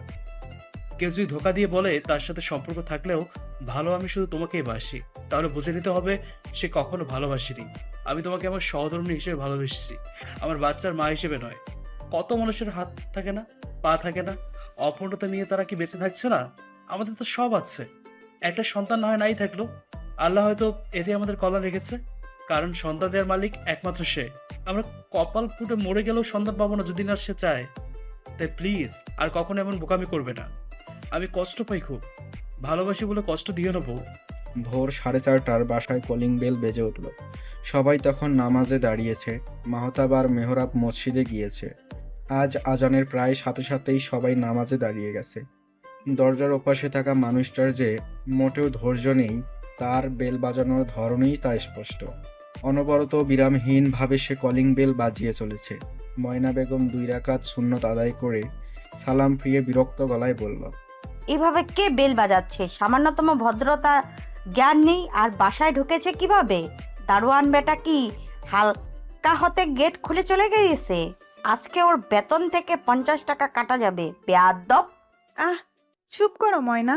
নামাজে বসে অসভ্যের মতো কথা বলছো কেন? কুলসুম বেগম সালাম ফিরিয়ে বিরক্ত গলায় মেয়েকে ধমক দিলেন। মধু সালাম ফিরিয়ে দ্রুত দরজা খুলতে গিয়েছে।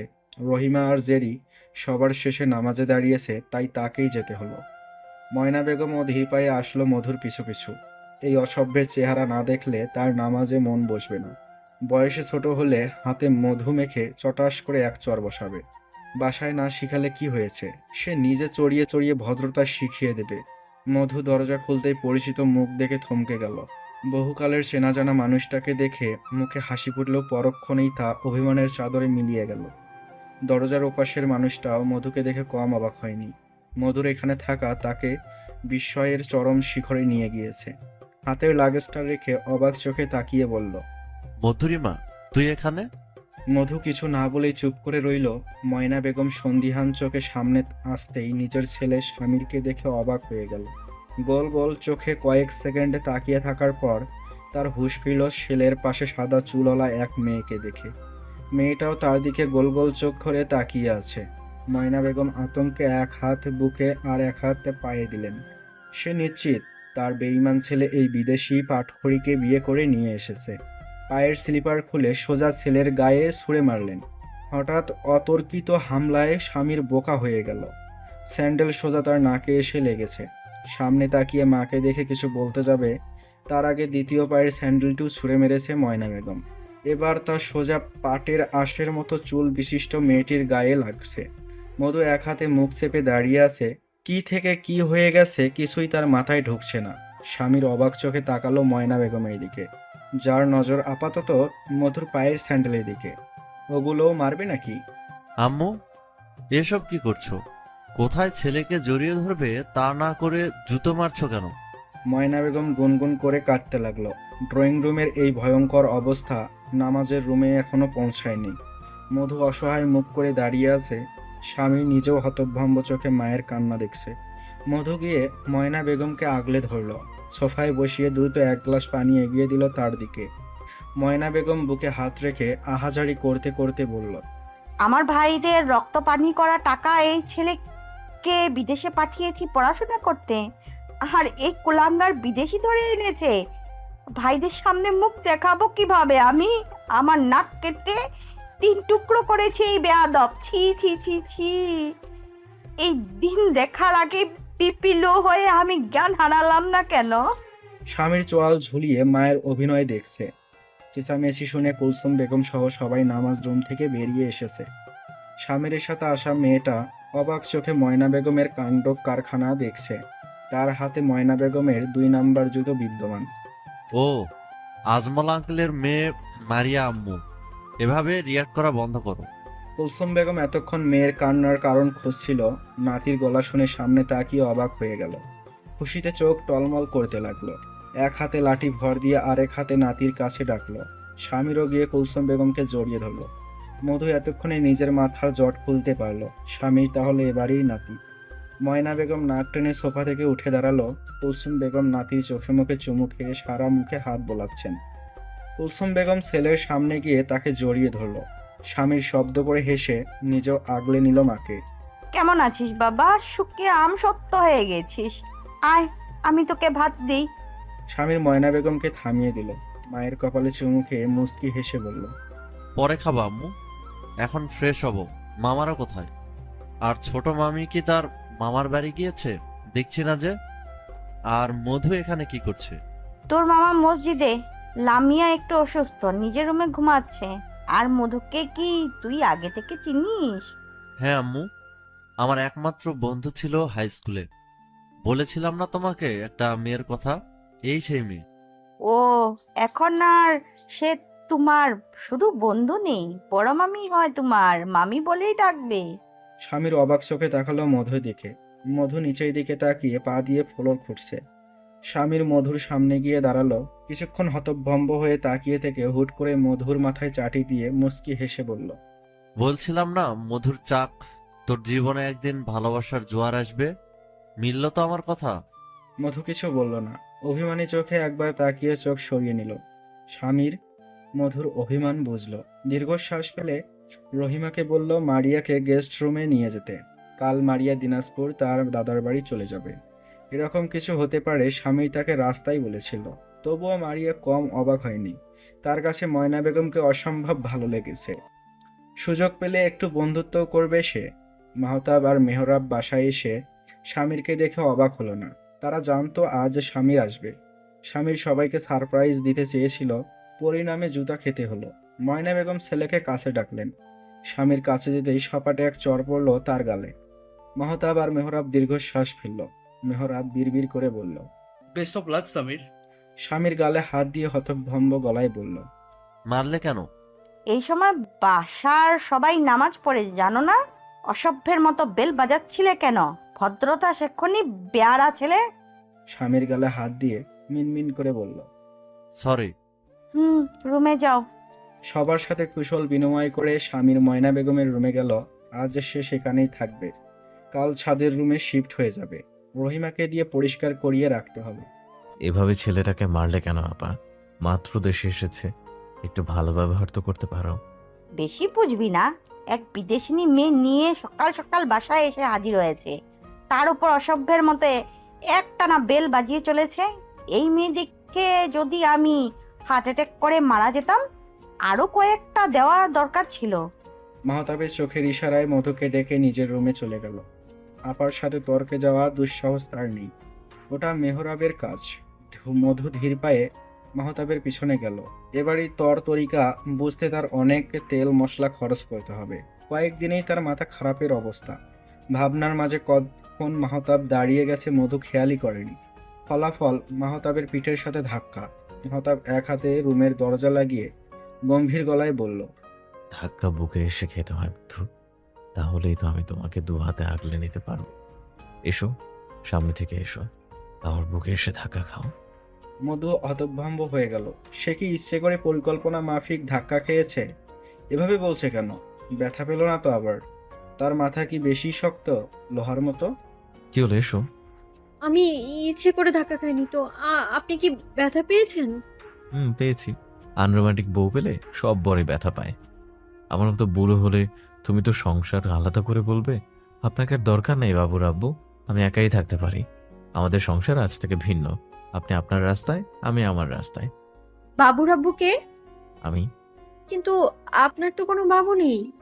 আজ থেকে সকালে ভেজানো বাদাম খাবে, বুদ্ধির জন্য ভালো, বুঝছো? এবার এসে আমার পাশে চুপচাপ শুয়ে পড়ো। নামাজ 2 রাকাত বাকি আছে। যাও, পরে এসো। আচ্ছা। মধু চলে যেতেই মাহতাব দীর্ঘশ্বাস ফেলে শুয়ে চোখ বন্ধ করল। মধু আর মাহতাবের সম্পর্ক একটা গণ্ডির মধ্যে আটকে আছে। মাহতাব এগিয়ে যেতে চাইলেও মধুর অবুঝ ব্যবহারে সে আবার পিছিয়ে যায়। বার কয়েক এও ভেবেছে যে মধুর জীবনে হয়তো অন্য কেউ ছিল, তাই তার থেকে সব সময় দূরে দূরে থাকে। জিজ্ঞেস করতে চেয়েও আর করা হয়ে ওঠেনি। তার নিজের কাছেই অস্বস্তি লাগছে। এমন নয় সে মধুকে জৈবিক চাহিদার জন্য কাছে চাইছে। সে মন থেকেই মধুকে নিজের কাছে চাইছে। তার চাওয়ার পরিধি বেশি নয়। বেশ, মধু তার সাথে সহজ হয়ে কথা বলবে, তার কাঁধে মাথা রেখে কিছুটা সময় নিজেকে নিয়ে গল্প করবে। তার একান্ত ব্যক্তিগত গল্প, যা সে আজ পর্যন্ত কারোর সাথেই করেনি। তাকে ভরসা করতে শিখে যাবে। এর চেয়ে বেশি আর কিছু চাই না মাহতাবের। শারীরিক চাহিদা ভালোবাসার একটা অংশ। ভালোবাসা একটি মানুষের আত্মার সাথে হয়। কেউ যদি একটা মানুষের শুধু একটি বিষয়বস্তুকে ভালোবাসে, তাহলে সেটা কখনো ভালোবাসা হতে পারে না। ভালোবাসলে ভালো খারাপ দুটো মিলিয়ে ভালোবাসতে হবে। তার সুস্থতাকে ভালোবাসতে হবে, তার অসুস্থতাকেও ভালোবাসতে হবে। তার হাসি ভালোবাসলে তার রাগ কান্নাকেও ভালোবাসতে শিখতে হবে। তার প্রতিটি সেকেন্ডকে ভালোবাসতে পারলেই তা হবে সত্যিকারের ভালোবাসা। তার চকচকে নিখুঁত সৌন্দর্য ভালোবাসলে তার মেয়ের জন্য খসখসে চামড়ার শরীরটাকেও ভালোবাসতে হবে। শুধু শারীরিক চাহিদা ভালোবাসা নয়, শারীরিক চাহিদা ভালোবাসারই একটি অংশ। সারাদিন সূর্য তার অশেষ তেজে পৃথিবী ঝলসে দিলেও রাত্রে চন্দ্রিমা তার কোমল জ্যোৎস্নায় পৃথিবীর গায়ে স্নেহের পরশ বুলিয়ে যায়। সারাদিনের দৌড়ঝাঁপে আজ মাহতাব অনেকটাই ক্লান্ত হয়ে পড়েছে। তার ওপর আসার পর থেকে মধুর দর্শন পাওয়া যায়নি একবারের জন্য। মাহতাব নিজ থেকে ডাকেনি তাকে, দেখা যাক কতক্ষণ দূরে থাকতে পারে। পুরনো বন্ধুর সাথে মান অভিমান পালা মেটাতে অনেক দিন সময় পার হয়ে গিয়েছে। স্বামীর এত সহজে মানতে পারেনি মধুকে, এর জন্য অনেক কাঠখড় পোড়াতে হয়েছে তাকে। মিনিট দুয়েক কান্নার অভিনয় করে কানে ধরে ওঠবোস করে তবেই মানিয়েছে মধুকে। বোকা মধু আবেগে গাল ভিজিয়েছে অনেকক্ষণ, খুশিতে 2বার কফি করেও খাইয়েছে। মামা এসেছে অনেকক্ষণ, যাচ্ছিস না কেন? আমি গিয়ে কি করব? গলা ধরে বসে থাকবি গাধি। ছি, এগুলো কি ধরনের কথা? শোন মধুর চাক, মামা একজন প্রাপ্তবয়স্ক পুরুষ মানুষ, তুই নিজেও কচি খুকি নোস। স্বামী স্ত্রীর সম্পর্ক নিয়ে অবশ্যই ধারণা আছে তোর, তাহলে এমন করছিস কেন? মধু চুপ করে রইল। স্বামীর তীক্ষ্ণ চোখে মধুকে পরখ করে সন্দিহান গলায় বলল, আসল সমস্যাটা কোথায়? কি লুকাচ্ছিস? কিছু না, তুই থাক, আমি রুমে যাচ্ছি। স্বামীরকে কিছু বলার সুযোগ না দিয়েই মধু দ্রুত পায়ে বেরিয়ে গেল। স্বামীর জহুরি চোখে পরখ করলো সবটা। এই মেয়েটার সাথে সে 8 বছর পড়াশোনা করেছে। ক্লাস 3 থেকে এসএসসি পর্যন্ত তারা একই স্কুলে ছিল। খুব চুপচাপ থাকা মেয়েটি হুট করেই কিভাবে যেন তার বন্ধু হয়ে গেল। মাঝে মাঝে হাতে মুখে মারের দাগ দেখে চোখ ভরে উঠত তার। এরকম কোমল একটি মেয়ের গায়ে কেউ কিভাবে হাত তুলতে পারে মাথায় আসতো না। স্বামীর অনেক চেষ্টা করেও মধুর মুখ থেকে কিছুই বের করতে পারেনি। একসময় সে চেষ্টা করাই ছেড়ে দিয়েছে। বারবার একই প্রশ্ন করে কাউকে অস্বস্তিতে ফেলার কোনো মানে নেই। তবে আজকের ব্যাপারটা স্বামীর কাছে ভালো ঠেকল না। কিছু তো একটা ব্যাপার অবশ্যই আছে। দেশে আছে কিছুদিন, দেখা যাক কি হয়।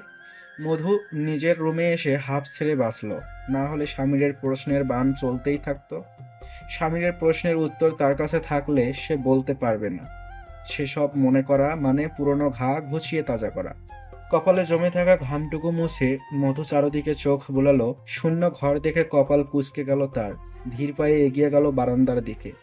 মাহতাব বারান্দার রেলিংয়ে পিঠ ঠেকিয়ে তার দিকেই তাকিয়ে মধু হালকা হাসার চেষ্টা করলো। মাহতাব সেদিকে পাত্তা না দিয়ে এক মনে মধুর দিকেই তাকিয়ে আছে। তার দু চোখ মধুতে বিচরণ করছে। মধুর জোরপূর্বক আনা হাসিটাও মিলিয়ে গেল। অস্বস্তিতে গাঢ় হয়ে দাঁড়িয়ে রইল। মাহতাব মধুর অস্বস্তিকে পাত্তা দিল না। সে চোখ বুলিয়ে মন্থর গলায় বলল, এদিকে আসো।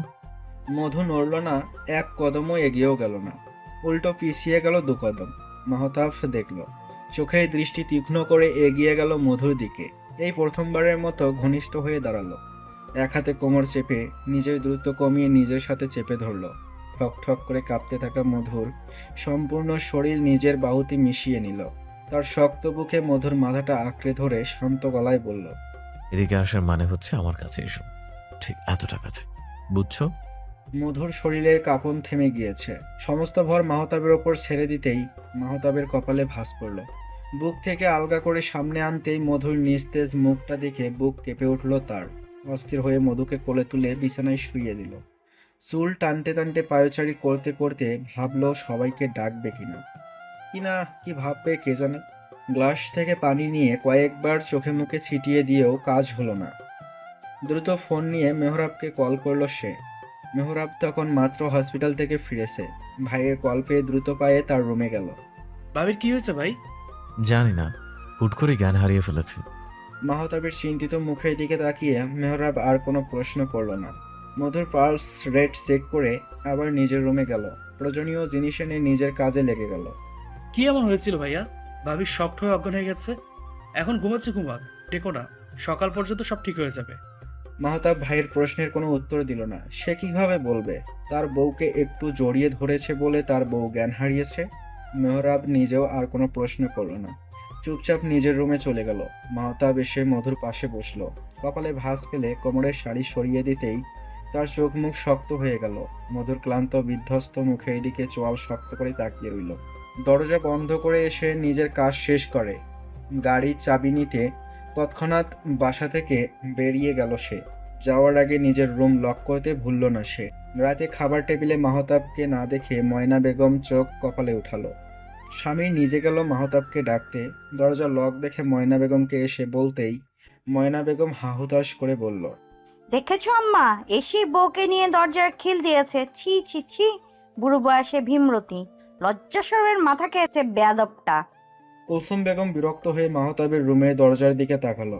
ছেলে তার কোনোদিনও এমন করেনি, আজ কি এমন হলো? লামিয়া স্বামীরের সাথে কথা বলছিল।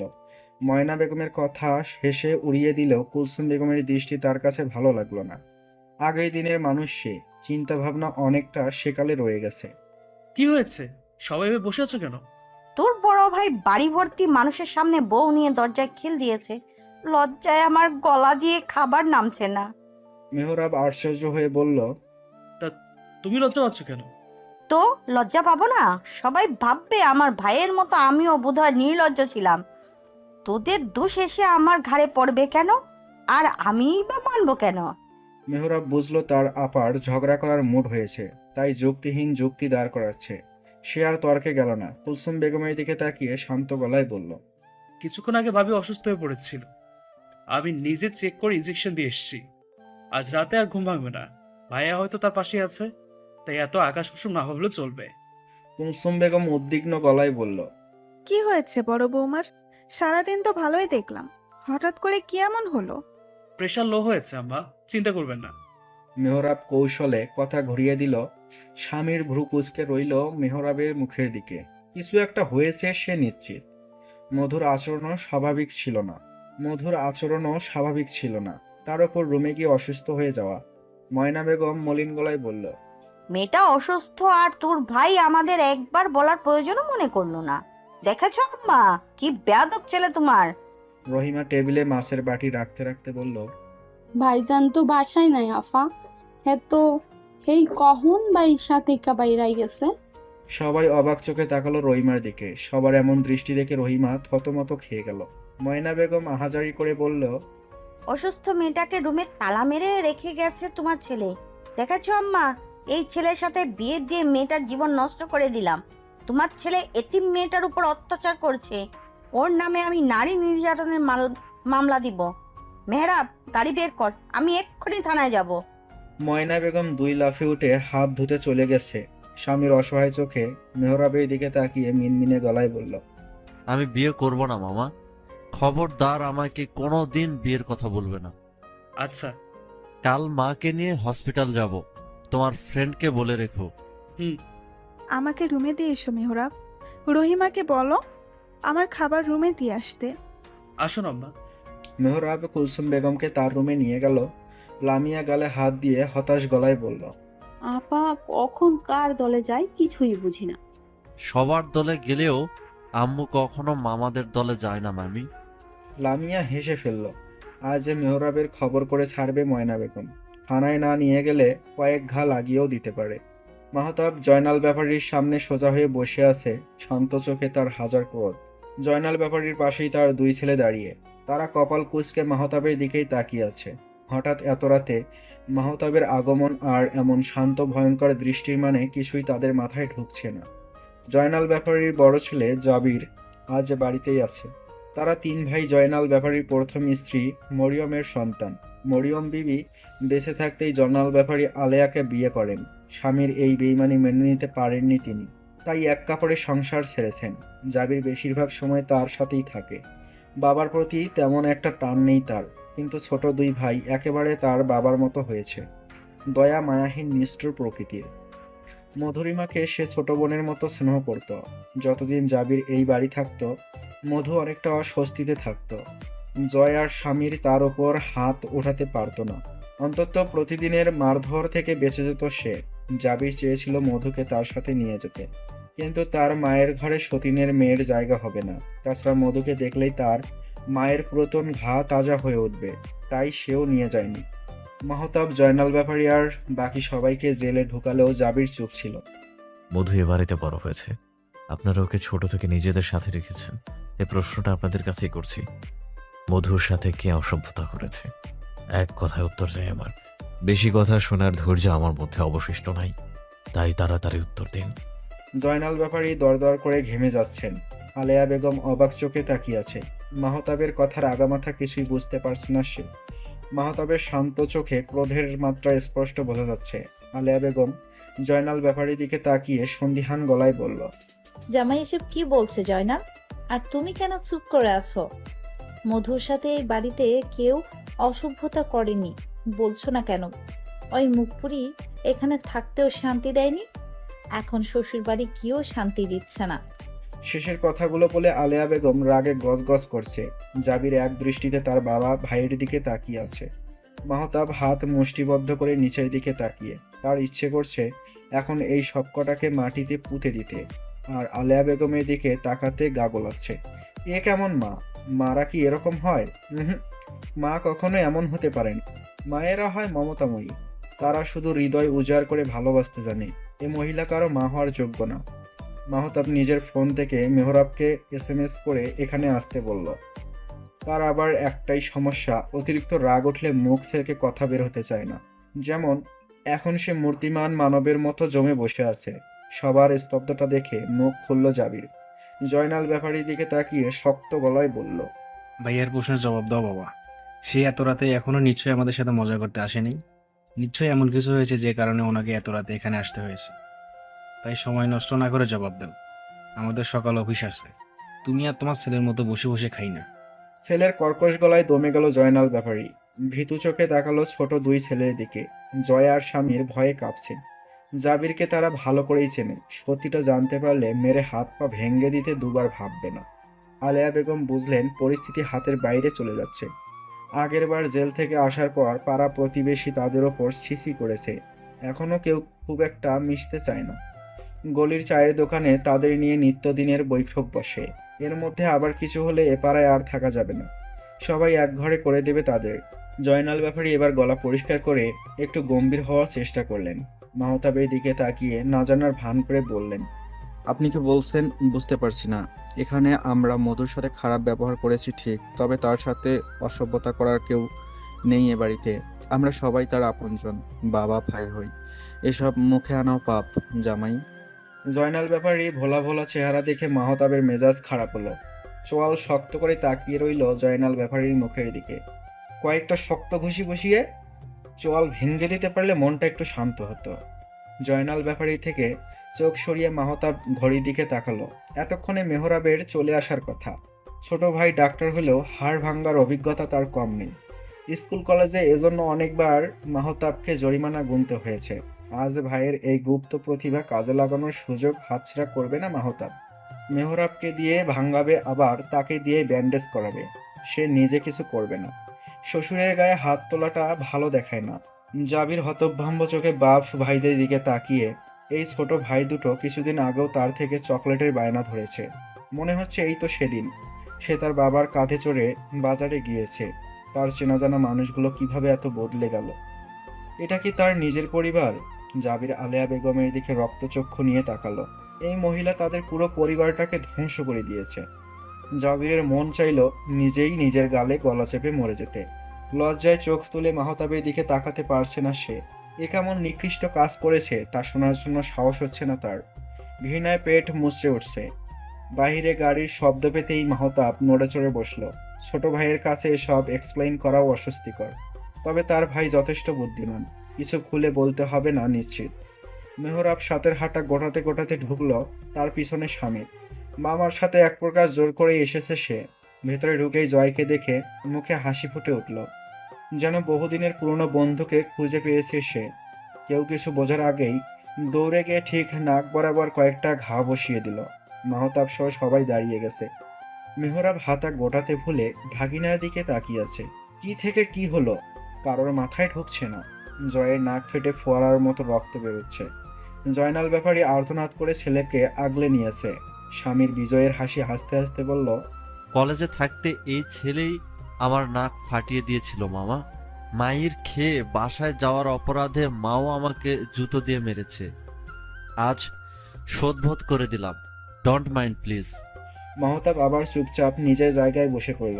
মেহরাব স্বামীর পিঠ চাপড়ে বলল, আমরা মোটেও কিছু মনে করিনি, এরাও করেনি, তাই না? জাবির বিষাদ মুখে নিয়ে নিজের রুমে গিয়ে দরজা বন্ধ করে দিল। নিজের পরিবারের সাথে এখন যা হবে তা সে সামনে বসে সহ্য করতে পারবে না। কাল সকালে সে এ বাসা থেকে চলে যাবে, আর কখনো এখানে আসবে না। ছেলে হিসেবে যতটুকু দায়িত্ব তা দূর থেকেই পালন করবে।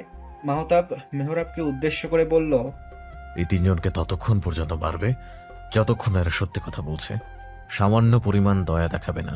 সবগুলোর মুখ বেঁধে নাও, আশেপাশের মানুষের যাতে অসুবিধা না হয়। যা শুরু করো। মেহরাব আর উল্টো জিজ্ঞেস করল না কোন সত্যির কথা জানতে চাইছে মাহতাব। সে নিজের কাজে লেগে গেল। স্বামীর কিছুটা বুঝতে পারল ঘটনা, তাই সে চুপ করে মাহতাবের পাশে দাঁড়িয়ে রইল। মনে মনে মধুকে নিয়ে শঙ্কিত হলো কিছুটা। মানুষগুলো আবার কিছু করেনি তো? পেশায় ডাক্তার হলেও হাড্ডি ভাঙ্গায় মেহরাবের জড়ি মেলা ভার। জয়নাল ব্যাপারী কিছু করতে না পারলেও তার দুই ছেলে হাত পা চালাতে পিছপা হয়নি। মেহরাবেরও কিছু লেগেছে, তবে তিনজনকে তুলোধুনো করেছে সে। মাহতাব শান্ত চোখে তাকিয়ে, ভাই, আমরা বাইরে যাচ্ছি, তোমার যা জানা জেনে নাও।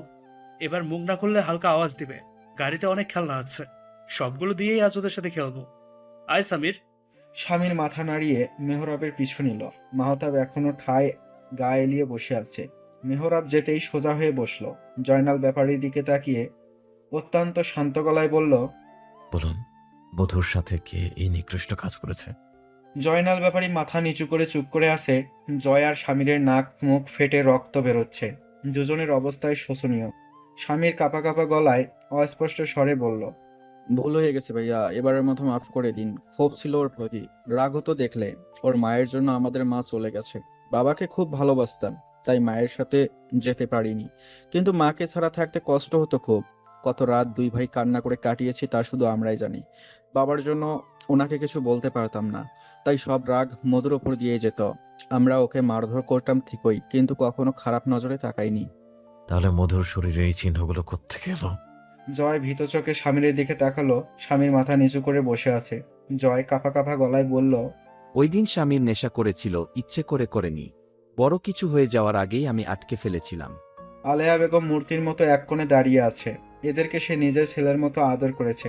তাদের মনে তার জন্য এতটা ঘৃণা সে কল্পনাও করতে পারেনি। জয়নাল ব্যাপারীর দিকে তাকিয়ে বুঝতে পারল সে আগে থেকেই সবটা জানত। এই জন্যই বুঝি মধুকে বিয়ে দেওয়ার জন্য এতটা তাড়া। মাহতাব জয়নাল ব্যাপারীর দিকে তাকিয়ে শান্ত গলায় বলল, যত দ্রুত সম্ভব আপনার এই শহর ছেড়ে চলে যাবেন। আমি চাই না আমার জন্য কোনো মা সন্তান হারা হোক।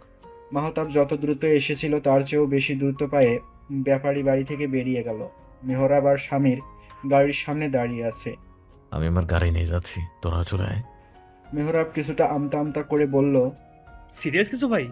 না। মেহরাব আর কিছু জিজ্ঞেস করলো না। মাহতাবও ওদের তাড়াতাড়ি আসতে বলে নিজের গাড়ি নিয়ে বেরিয়ে গেল। স্বামীর বুঝতে পেরেও কিছু বলল না, শুধু মনে মনে মধুর ঠিক থাকার দোয়া করলো।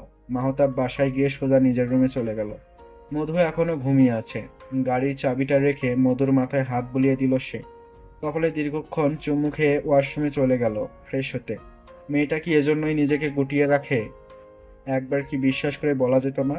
ওয়াশরুম থেকে বেরিয়ে মেহরাবকে কল করলো। বাসায় পৌঁছেছিস? এই তো কাছাকাছি চলে এসেছি, গলির মোড়ে আছি। তুমি ঘুমিয়ে যাও, আমরা 2 মিনিটে বাসা ঢুকবো। ঠিক আছে, আয়, আমি জেগে আছি। হুম। মাহতাব চুপচাপ মধুর পাশে শুয়ে পড়ল। কয়েক সেকেন্ড এক দৃষ্টিতে তাকিয়ে থেকে হুট করেই মধুকে নিজের বুকে জড়িয়ে ধরল। এবার কিছুটা ভালো লাগছে। বুকের ভেতর বয়ে চলা ঝড়টা যেন এক নিমিষেই থেমে গেছে। কয়েক মিনিট পরেই মেহরাবের গাড়ির আওয়াজ পাওয়া গেল। মাহতাব নিজেও চোখ বুঝল, শরীর খুব ক্লান্ত লাগছে। মাহতাব সিদ্ধান্ত নিয়েছে মধুকে এই বিষয়ে কিছুই বলবে না, কখনো জানতেও দিবে না। সে সব জানে। ভালোবেসে সে তার বউকে বোঝাবে সব পুরুষ এক নয়, সেই তার জীবনের একমাত্র পুরুষ। সে তাকে বুকের খাঁচায় আগলে রাখবে, নিজের জীবনের চেয়েও বেশি ভালোবাসবে।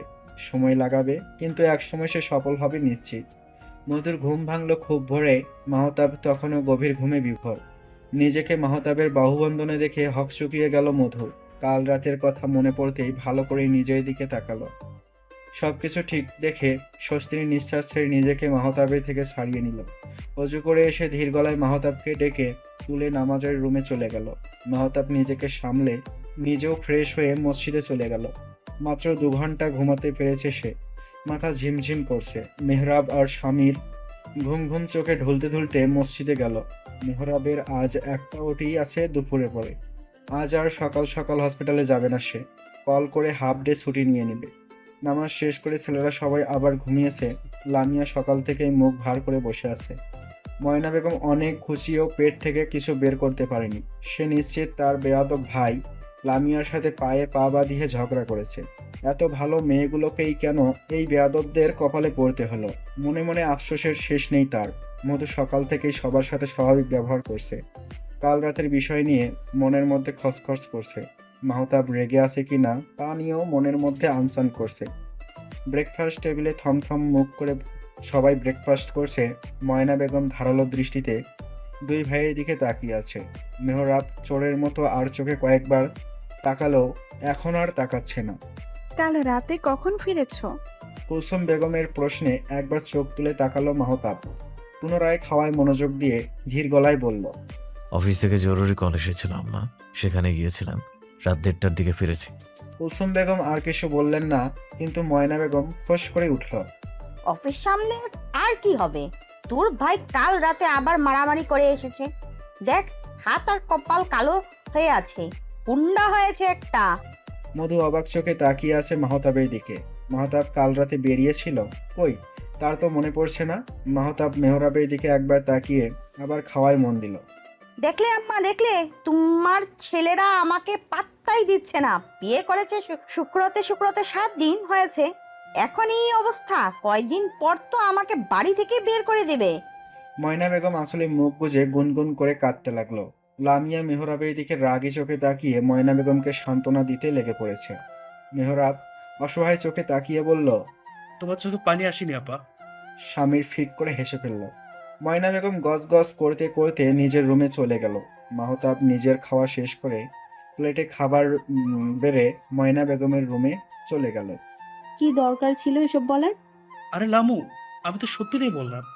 সত্যি আপার চোখে পানি ছিল না। কুলসুম বেগম দীর্ঘশ্বাস ছাড়ল।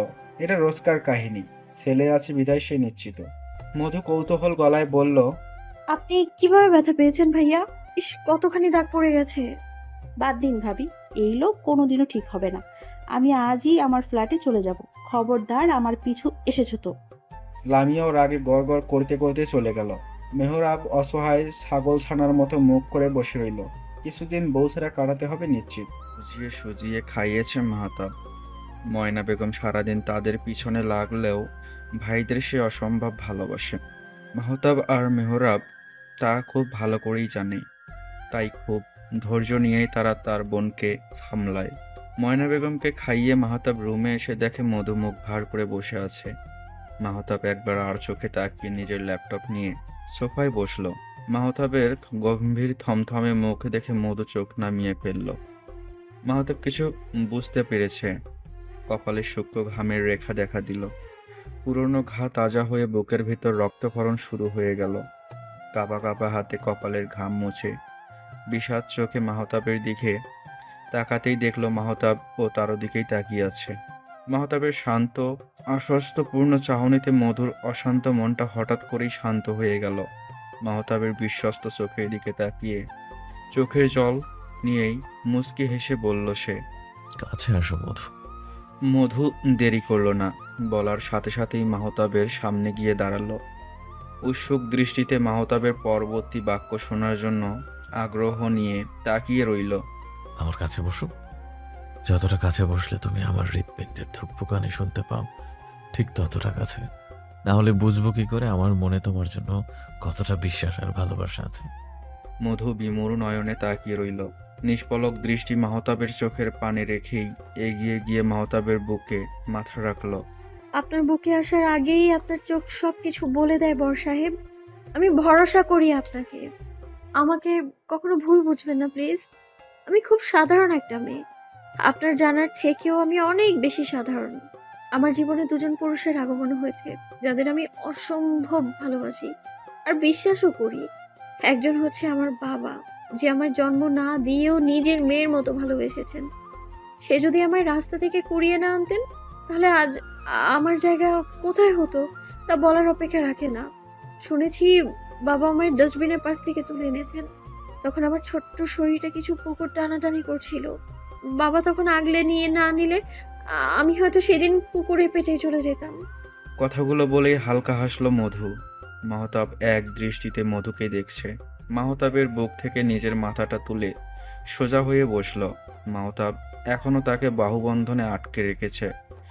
মধু ধীর গলায় আবার বলতে শুরু করলো, আমার জীবনের দ্বিতীয় আর শেষ পুরুষ হচ্ছেন আপনি।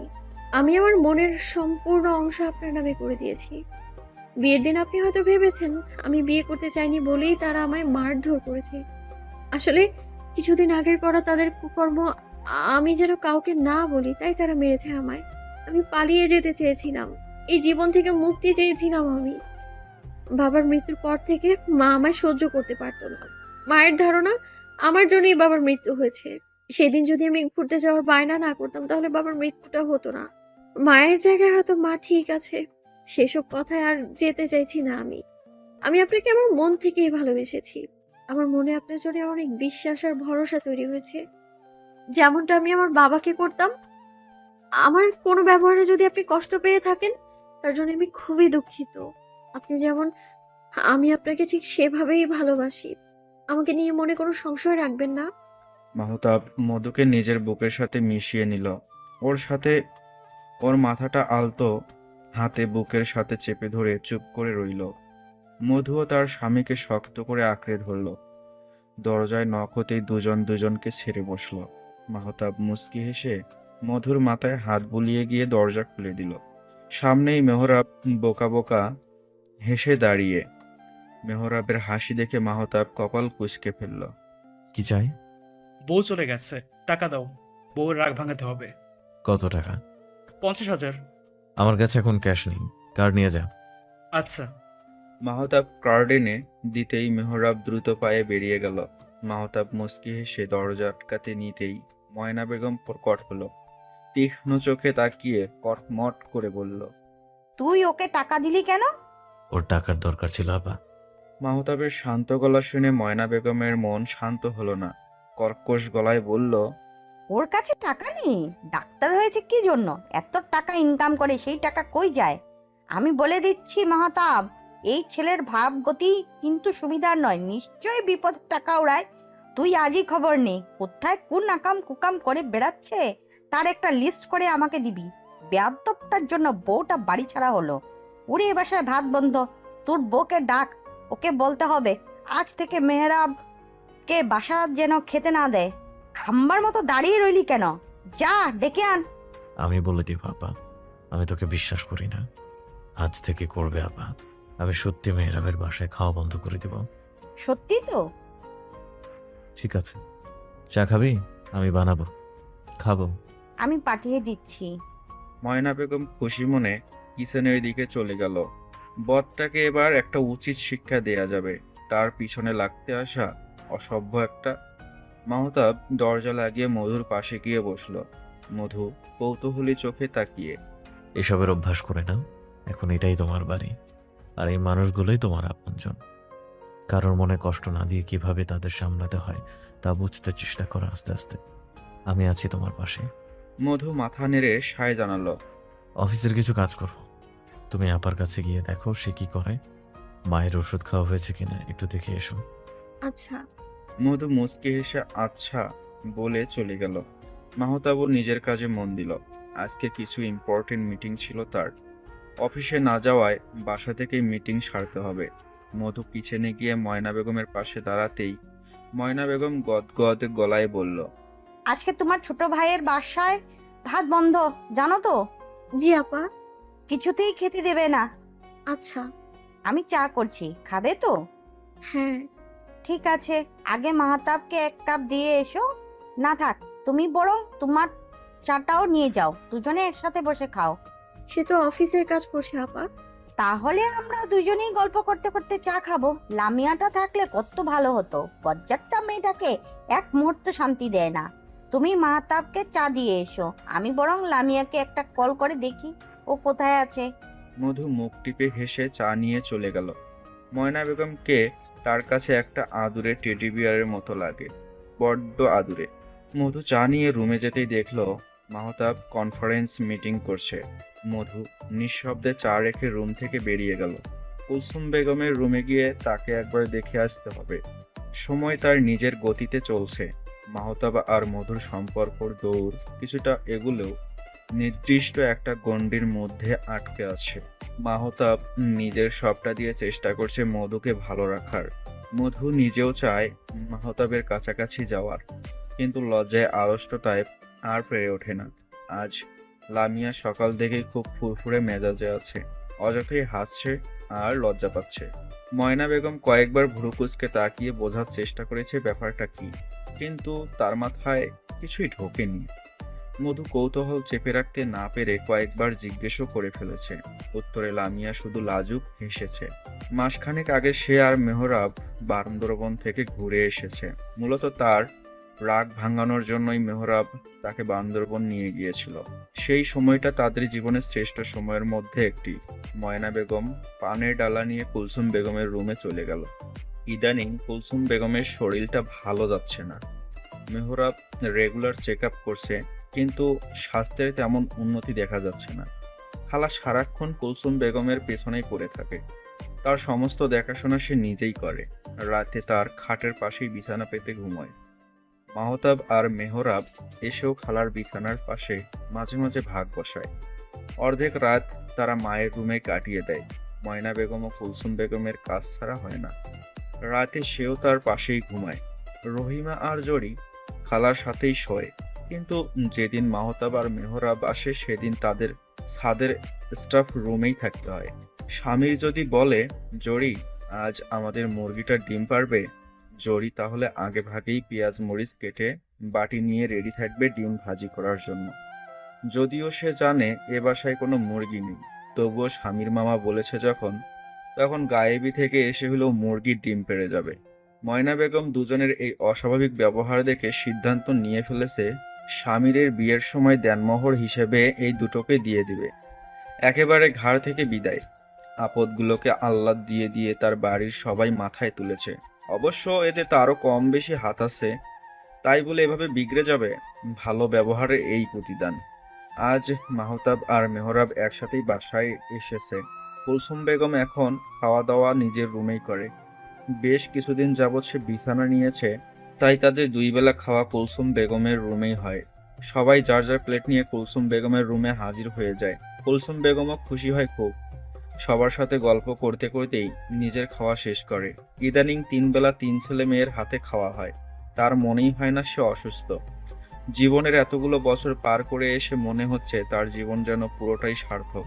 স্বামীর সংসারে আসার পর থেকে এখন পর্যন্ত এক ফোঁটা দুঃখ তাকে গ্রাস করতে পারেনি। স্বামীর মৃত্যু তাকে বড় শোক দিয়ে গেলেও ছেলে মেয়েদের ভালোবাসা সেই শোক কাটিয়ে উঠতে সক্ষম হয়েছে সে। প্রথমে স্বামী, তারপর সন্তানরা তাকে শিশুর মতো আগলে রেখেছে। চারদিকে বাবা মায়ের প্রতি সন্তানের অবহেলা দেখে নিজেকে চরম সুখী মানুষ মনে হয় তার। চোখ ভরে উঠল কুলসুম বেগমের। তার সামনেই মাহতাব মনোযোগ দিয়ে রুই মাছের কাঁটা বাচ্ছে। পাশে মায়ের গলায় কাঁটা বিঁধবে সেই ভয়ে। সন্তপর্ণে নিজের চোখের জলটুকু লুকিয়ে মুচকি হাসল সে। ছেলেটাকে এখন কেমন বাচ্চা বাচ্চা লাগছে। মনে হচ্ছে এই তো 10-12 বছরের মাহতাব মাছের কাঁটা বাছতে গিয়ে আনমনে মাথা চুলকে ফেলছে। বেছে রাখা মাছটুকু দিয়ে মায়ের মুখে ভাত তুলে দিল মাহতাব। মেহরাব কুলসুম বেগমের পায়ের কাছে বসে খাচ্ছে। ভাইকে শান্তিতে খেতে দেখে ময়না বেগমের মুখ কুঁচকে গেল। নিজের গাধা ছেলেটা আসতো মির্জাফর। সে জন্মের কয়েক বছর পরই টের পেয়েছে। দেখো কিভাবে তার দামরা ভাইকে মাছ বেছে দিচ্ছে। এত কষ্ট করে জন্ম দিয়ে তার কি লাভ হলো? তাকে তো কোনোদিন চিংড়ি মাছের ও ছাল ছাড়িয়ে দেয়নি। এতদিনে মেয়েটা সুবুদ্ধি হয়েছে, কত করে বুঝিয়েছি এই ছেলে তোমাকে জ্বালিয়ে মারবে। নতুন দেখে একটা বিয়ে করে নিচতলা সেটেলড হয়ে যা। শুনেনি আমার কথা, শুনলে কি আর এতগুলো বছর নষ্ট হতো? সেই তো প্রেমে পড়লো, অবশেষে সুবুদ্ধি হয়েছে। রুমের সবার নজর ময়না বেগমের দিকে। সে মুখ বাঁকিয়ে কথাগুলো বলে আপাতত খাওয়ায় মনোযোগ দিয়েছে। লামিয়া উৎসাহ চেপে রাখতে না পেরে বলেই ফেলল, কার কথা বলছেন আপা? কেন তোর কথা? সকাল থেকেই তো সদ্য প্রেমে পড়া প্রেমিকার মতো লজ্জায় গলে গলে পড়ছিলি। আমি বুঝিনি ভেবেছিস? আমি সব বুঝি, চিন্তা করিস না, আমি তোর পাশে আছি। মেহরাব আহম্মক হয়ে তাকিয়ে রইল। লামিয়া ফ্যাল করে একবার মেহরাবের দিকে, আরেকবার ময়না বেগমের দিকে তাকালো। মধু মুখে হাত দিয়ে দাঁড়িয়ে। সবাই হতভম্ব হলেও মাহতাব চুপচাপ মাছ বাছায় ব্যস্ত। স্বামীর কাকে সান্ত্বনা দিবে তা নিয়ে দ্বিধায় আছে। মনে হচ্ছে এই মুহূর্তে তার ছোট মামির পাশে থাকা উচিত। বেচারি শখ সহ্য করতে পারলেই হলো। দেখলেন আম্মা আবার কি বলছে? সত্যি করে বলেন আম্মা, আপনার বড় মেয়েকে কোন রাস্তা থেকে কুড়িয়ে এনেছেন? হ্যাঁ, আমি এখন নিজ দায়িত্বে গিয়ে কম্বল সহ রেখে আসবো। বাইরে কিছুটা ঠান্ডা পড়েছে হয়তো, তুমি আমার সংসার ভাঙতে উঠে পড়ে লেগেছো কেন আপা? হ্যাঁ, আমার আলা ভোলা বউকে এই কুবুদ্ধি দাও সারাদিন। আস্তাগফিরুল্লাহ। চুপ থাক। এই ময়না কখনো কাউকে কুবুদ্ধি দেয় না। তোর বইয়ের ভালোর জন্যই আমি সময় তাকে সাপোর্ট করি। তোর উচিত তাকে কংগ্রেচুলেট করা। তোমার ছেলে আস্ত বেয়াদব আম্মা, দেখেছো? মাহতাব হতাশ মুখে ভাই বোনদের দিকে তাকালো। মেহরাবের কাঁদো কাঁদো মুখ দেখে কিছুটা মায়া হলো তার। সবসময় ময়না বেগমের কাছে তর্কে হেরে বেচারার মুখটা চুপসে যায়। কুলসুম বেগম বিরক্ত হয়ে ধমক দিলেন, এই বয়সে এসেও বাচ্চাদের মতো আচরণ তোমাদের। আর ময়না, এসব কি ধরনের কথা? মুখে লাগাম টানো। এখানে তোমার ছোটরা আছে, কার সম্পর্কে কি বলছো বলার আগে একবারও ভাববে না? দিন দিন ছোট হচ্ছ নাকি? আমাকেই ধমকে রাখতে পারো আম্মা? ছেলেকে কিচ্ছু বলো না। তোমার আদরের ছেলেদের কুলে নিয়ে বসে থাকো। ময়না বেগম আঁচলে মুখ গুজলেন। লামিয়া এবার দিশেহারা বোধ করল। ময়না বেগমের কাছে গিয়ে তাকে আশ্বস্ত গলায় বলল, আপনি ভুল বুঝছেন আপা। সকাল থেকেই আমার মনটা খুব ভালো ছিল। আপনি ফুপু হতে চলছেন। সকালে বাসায় প্রেগনেন্সি টেস্ট করেছি। কথাটা আমি আপনার ভাইকে প্রথমে বলতে চেয়েছিলাম, তাই আপনাকে কিছু বলিনি। ভুল বুঝবেন না আপা। পুরো রুম আরেকবার স্তব্ধ হয়ে গেল। ময়না বেগম বাদে বাকি সবাই চোখ বড় বড় করে তাকিয়ে আছে লামিয়ার দিকে। মেহরাব সোজা দাঁড়িয়ে গিয়েছে, তার হাত পায়ের কাঁপন চোখে পড়ার মতো। মাহতাব গিয়ে সাথে সাথে জড়িয়ে ধরল তাকে। লামিয়া চোখে জল আর মুখে হাসি নিয়ে তাকিয়ে আছে মেহরাবের দিকে। এই খুশিটাই তো সে দেখতে চেয়েছিল এতদিন। মধু এসে লামিয়াকে জড়িয়ে ধরল। মাহতাবের এতটা আনন্দিত চেহারা সে এর আগে দেখেনি। মনে মনে বলল সে, আচ্ছা, লোকটা যেদিন নিজের বাবা হওয়ার খবর পাবে সেদিন কতটা খুশি হবে। তাকেও কি সেদিন এভাবে শক্ত করে জড়িয়ে ধরে রাখবে? ভাবতেই লজ্জায় নুইয়ে গেল সে। বউ প্রেগনেন্ট শুনে খুশিতে বর বেহুশ, তাও আবার ডাক্তার বর। লামিয়া সেই কখন থেকে মেহরাবের মাথার কাছে বসে কেঁদে যাচ্ছে। আগে জানলে সে এ খবর মুখেও আনতো না, পেটের খবর পেটেই চাপা রাখতো। এমন শক্ত সামর্থ্য মানুষটা কিভাবে ভিমড়ি খেয়ে পড়ল? হার্ট অ্যাটাক ফ্যাটাক আবার করে ফেলেনি তো? ময়না বেগম কিছুক্ষণ পর পর তেতে উঠছে। তার ভাষ্যমতে কয়েক ঘা জুতোর বাড়ি পড়লেই এই দামড়া গরু লাফিয়ে উঠবে। বংশের নাক কেটে ফ্লোরে ফেলে দিয়েছে এই বেয়াদব। বাপ হওয়ার খবর শুনে কসমিন কালেও কেউ জ্ঞান হারিয়েছে বলে তার কাছে মনে হচ্ছে না। এই ভাইকে রক্ত জল করা টাকায় ডাক্তারি পড়িয়েছে মাহতাব। জ্ঞান ফেরার সাথে সাথে সব টাকা করায় গন্ডায় উসুল করবে সে। তার ভাইয়ের এত কষ্টের টাকা কিছুতেই সে নষ্ট হতে দেবে না। দেখো বউটাকে কিভাবে কাঁদাচ্ছে, বেয়াদব। মাহতাব কিছুক্ষণ যাবৎ পানি ছিটিয়ে জ্ঞান ফেরানোর চেষ্টা করছে। ভাইয়া, ওনাকে হসপিটালে নিয়ে চলুন। এখনো জ্ঞান ফিরছে না কেন? কিছু হলো না তো আবার? সামির লামিয়াকে সান্ত্বনা দেওয়ার জন্য বলল, আরে না মামি, মামার কিছু হয়নি। খুশিতে অজ্ঞান হয়ে গেছে। হয় বেশি খুশি হলে মানুষ মাঝে মাঝে কাণ্ডজ্ঞান হারিয়ে ফেলে। মামা শুধু জ্ঞান হারিয়েছে, এখনো নানুমনির জ্ঞান হারানো বাকি। মধু ময়না বেগমকে ধরে বসে আছে। স্বামীরের কথা শুনে হা হা করে হেসে ফেলল সে। তার অনেকক্ষণ ধরে হাসি আসছিল, খুশিতে চিৎকার করতেও ইচ্ছে করছিল। এতক্ষণে হয়তো করেও ফেলতো, কিন্তু মেহরাব সব ভেস্তে দিল। বয়সে ছোট হলে আজ সে 100 ভাগ মেহরাবের কান মলে দিত। মধুর সাথে ময়না বেগমও হাসতে শুরু করলো। মাহতাবও মুখ টিপে হাসছে। সবার হাসি দেখে লামিয়াও হেসে ফেলল। এতক্ষণ মেহরাবের জন্য টেনশন করলেও এখন তার খুব লজ্জা লাগছে। তাদের হাসির মাঝেই মেহরাব পিট পিট করে চোখ খুলল। সবাইকে হাসতে দেখে কিছুটা ভরকে গিয়ে জিজ্ঞেস করলো, কি হয়েছে? বাবা হবে শুনে তুমি জ্ঞান হারিয়েছ মামা, এর বেশি কিছুই হয়নি। শামীমের কথায় হাসির রোল পড়ল। মাহতাব লামিয়ার মাথায় হাত বুলিয়ে ধীর পায়ে বেরিয়ে গেল। কুলসুম বেগম সেই কখন থেকে তাদের খানদানি হার খুঁজে চলছে। খালা সহ রহিমা আর জরি কেউ তার কাজে লাগিয়েছে। পুরো দুটো আলমারি তন্ন তন্ন করে খুঁজেও যখন হার খুঁজে পাওয়া গেল না, তখন সে বাড়ি মাথায় তুলল। এই প্রথম সে নাতি নাতনির মুখ দেখতে যাচ্ছে, অথচ দোয়া করার জন্য খানদানি হারটা খুঁজে পাচ্ছে না। কি অশুভ ব্যাপার। মাহতাব দ্রুত পায়ে মায়ের রুমে এলো। পুরো রুম লণ্ডভণ্ড হয়ে আছে। কুলসুম বেগম বিছানার একপাশে বসে হাঁপাচ্ছে। অসুস্থ শরীরে কিছুক্ষণ দাঁড়িয়ে থেকেই সে ক্লান্ত হয়ে গেছে। মাহতাব দ্রুত এসে তাকে আগলে ধরল। আম্মার জন্য পানি নিয়ে আয় রহিমা। যে ভাইজান। রহিমা দৌড়ে চলে গেল পানি আনতে। এসব কি আম্মা? আপনি অসুস্থ, এখনো তো হাইপার হলে তো আবার অসুস্থ হয়ে পড়বেন। তোমার দাদির দেওয়া হাতটা খুঁজে পাচ্ছি না আব্বা, কোথায় রাখলাম বলো তো? ভাইজান পানি আনছি। কুলসুম বেগমের উদ্বিগ্ন গলা শুনে মাহতাব কিঞ্চিত হাসল। রহিমার হাত থেকে পানির গ্লাসটা নিয়ে মাকে পানি খাইয়ে দিতে দিতে শান্ত গলায় বলল, আপনার গয়না সব লকারে রাখা আছে আম্মা, আপনি ভুলে গেছেন হয়তো, আমি আনিয়ে দিব। এখন চুপচাপ বিশ্রাম করুন। কুলসুম বেগম হাঁপ ছেড়ে বাঁচলেন।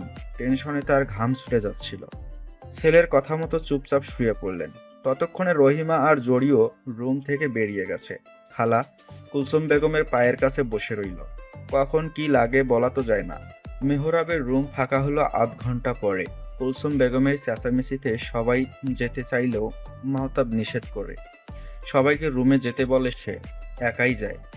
ময়না বেগম অবশ্য কয়েক ঘা লাগিয়েছে মেহরাবকে। মেহরাব কিছু বলেনি। আস্তে আস্তেই তার আপাকে জড়িয়ে ধরে বসেছিল। খুশিতে তাদের দুজনের চোখে জলে ভিজে একাকার। দুজনকে একা থাকতে দিয়ে সবাই যখন বেরিয়ে গেল, মেহরাব পারে না তো লামিয়াকে তার বুকের ভেতর ঢুকিয়ে রাখতে। লামিয়া তো তখন থেকে কেঁদেই যাচ্ছে। মেহরাব তাকে থামানোর চেষ্টা করছে না। এই কান্নার জন্যই তো তারা এত বছর অপেক্ষা করেছে। মধু রুমে গিয়ে দেখলো মাহতাব চুপচাপ বসে আছে। কিছু একটা ভেবে মাহতাবের সামনে গিয়ে দাঁড়ালো। মধুকে দেখেও মাহতাব কিছু বলল না। মধু ইতস্ততভাবে হাত কসলাতে লাগলো। মাহতাবের কপালে ভাঁজ পড়ল। মধুর চিন্তিত মুখ দেখে চিন্তা হলো খুব। কি হয়েছে, কিছু বলবে? হ্যাঁ। বলো, সিরিয়াস কিছু? না না, লামিয়াপুর বাবু হবে। মাহতাব মুচকি হাসলো। ভাইয়ের খুশিতে আজ তার বুকটা ভরে গেছে।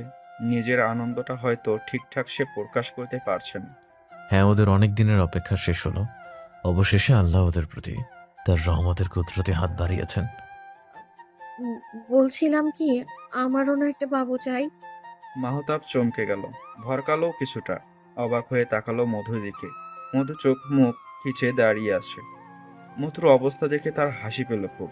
হাসিটা গিলে না বোঝার ভান করে বলে, আচ্ছা, কাল এনে দিব। মধুর ভুরু কুঁচকে গেল। কাল এনে দিবে মানে? বাবু কি রাস্তার ভ্যানে বিক্রি করে নাকি, যে বাসা থেকে বেরুলেই মানুষ ডেকে ডেকে দিয়ে যাবে? আশ্চর্য। খুব তড়িৎ পায়ে মাহতাবের মুখোমুখি গিয়ে বসলো। উদ্বিগ্ন গলায় বলল, এসব কি বলছেন? কাল এনে দেবো মানে কি? বাবুকে বলেই এনে দেওয়া যায় নাকি আজব? তুমি যেভাবে বললে আমি ভাবলাম চাইলেই পাওয়া যাবে। এই প্রথম বউ কিছু একটা চেয়েছে, না দিয়ে পারি? চিন্তা করো না, আমি কালই একটা টয় সেন্টারে গিয়ে তোমার জন্য একটা বাবু নিয়ে আসবো। মধু অসহায় চোখে তাকালো। সে খুব ভালোভাবেই বুঝতে পারছে মাহতাব তাকে খোঁচা মারছে। ঘড়ির দিকে তাকিয়ে সময়টা দেখে নিল সে। নিজেকে সামলে কিছুটা কৌতূহলী গলায় বলল, আমি কি একটা পাতলা শাড়ি পরে আসবো? মাহতাব শুকনো মুখেই বিষম খেল। কি সাংঘাতিক কথা! এসব কেউ জিজ্ঞেস করে? মাহতাব মধুর দিকে তাকিয়ে বুঝতে পারল সে তাকে জব্দ করার জন্যই এসব কথা বলছে। তাই সেও স্বাভাবিক গলায় বলল, না, শাড়ির দরকার নেই, আমি বরং একটা হট দেখে নাইট স্যুট নিয়ে আসি তোমার জন্য, কি বলো?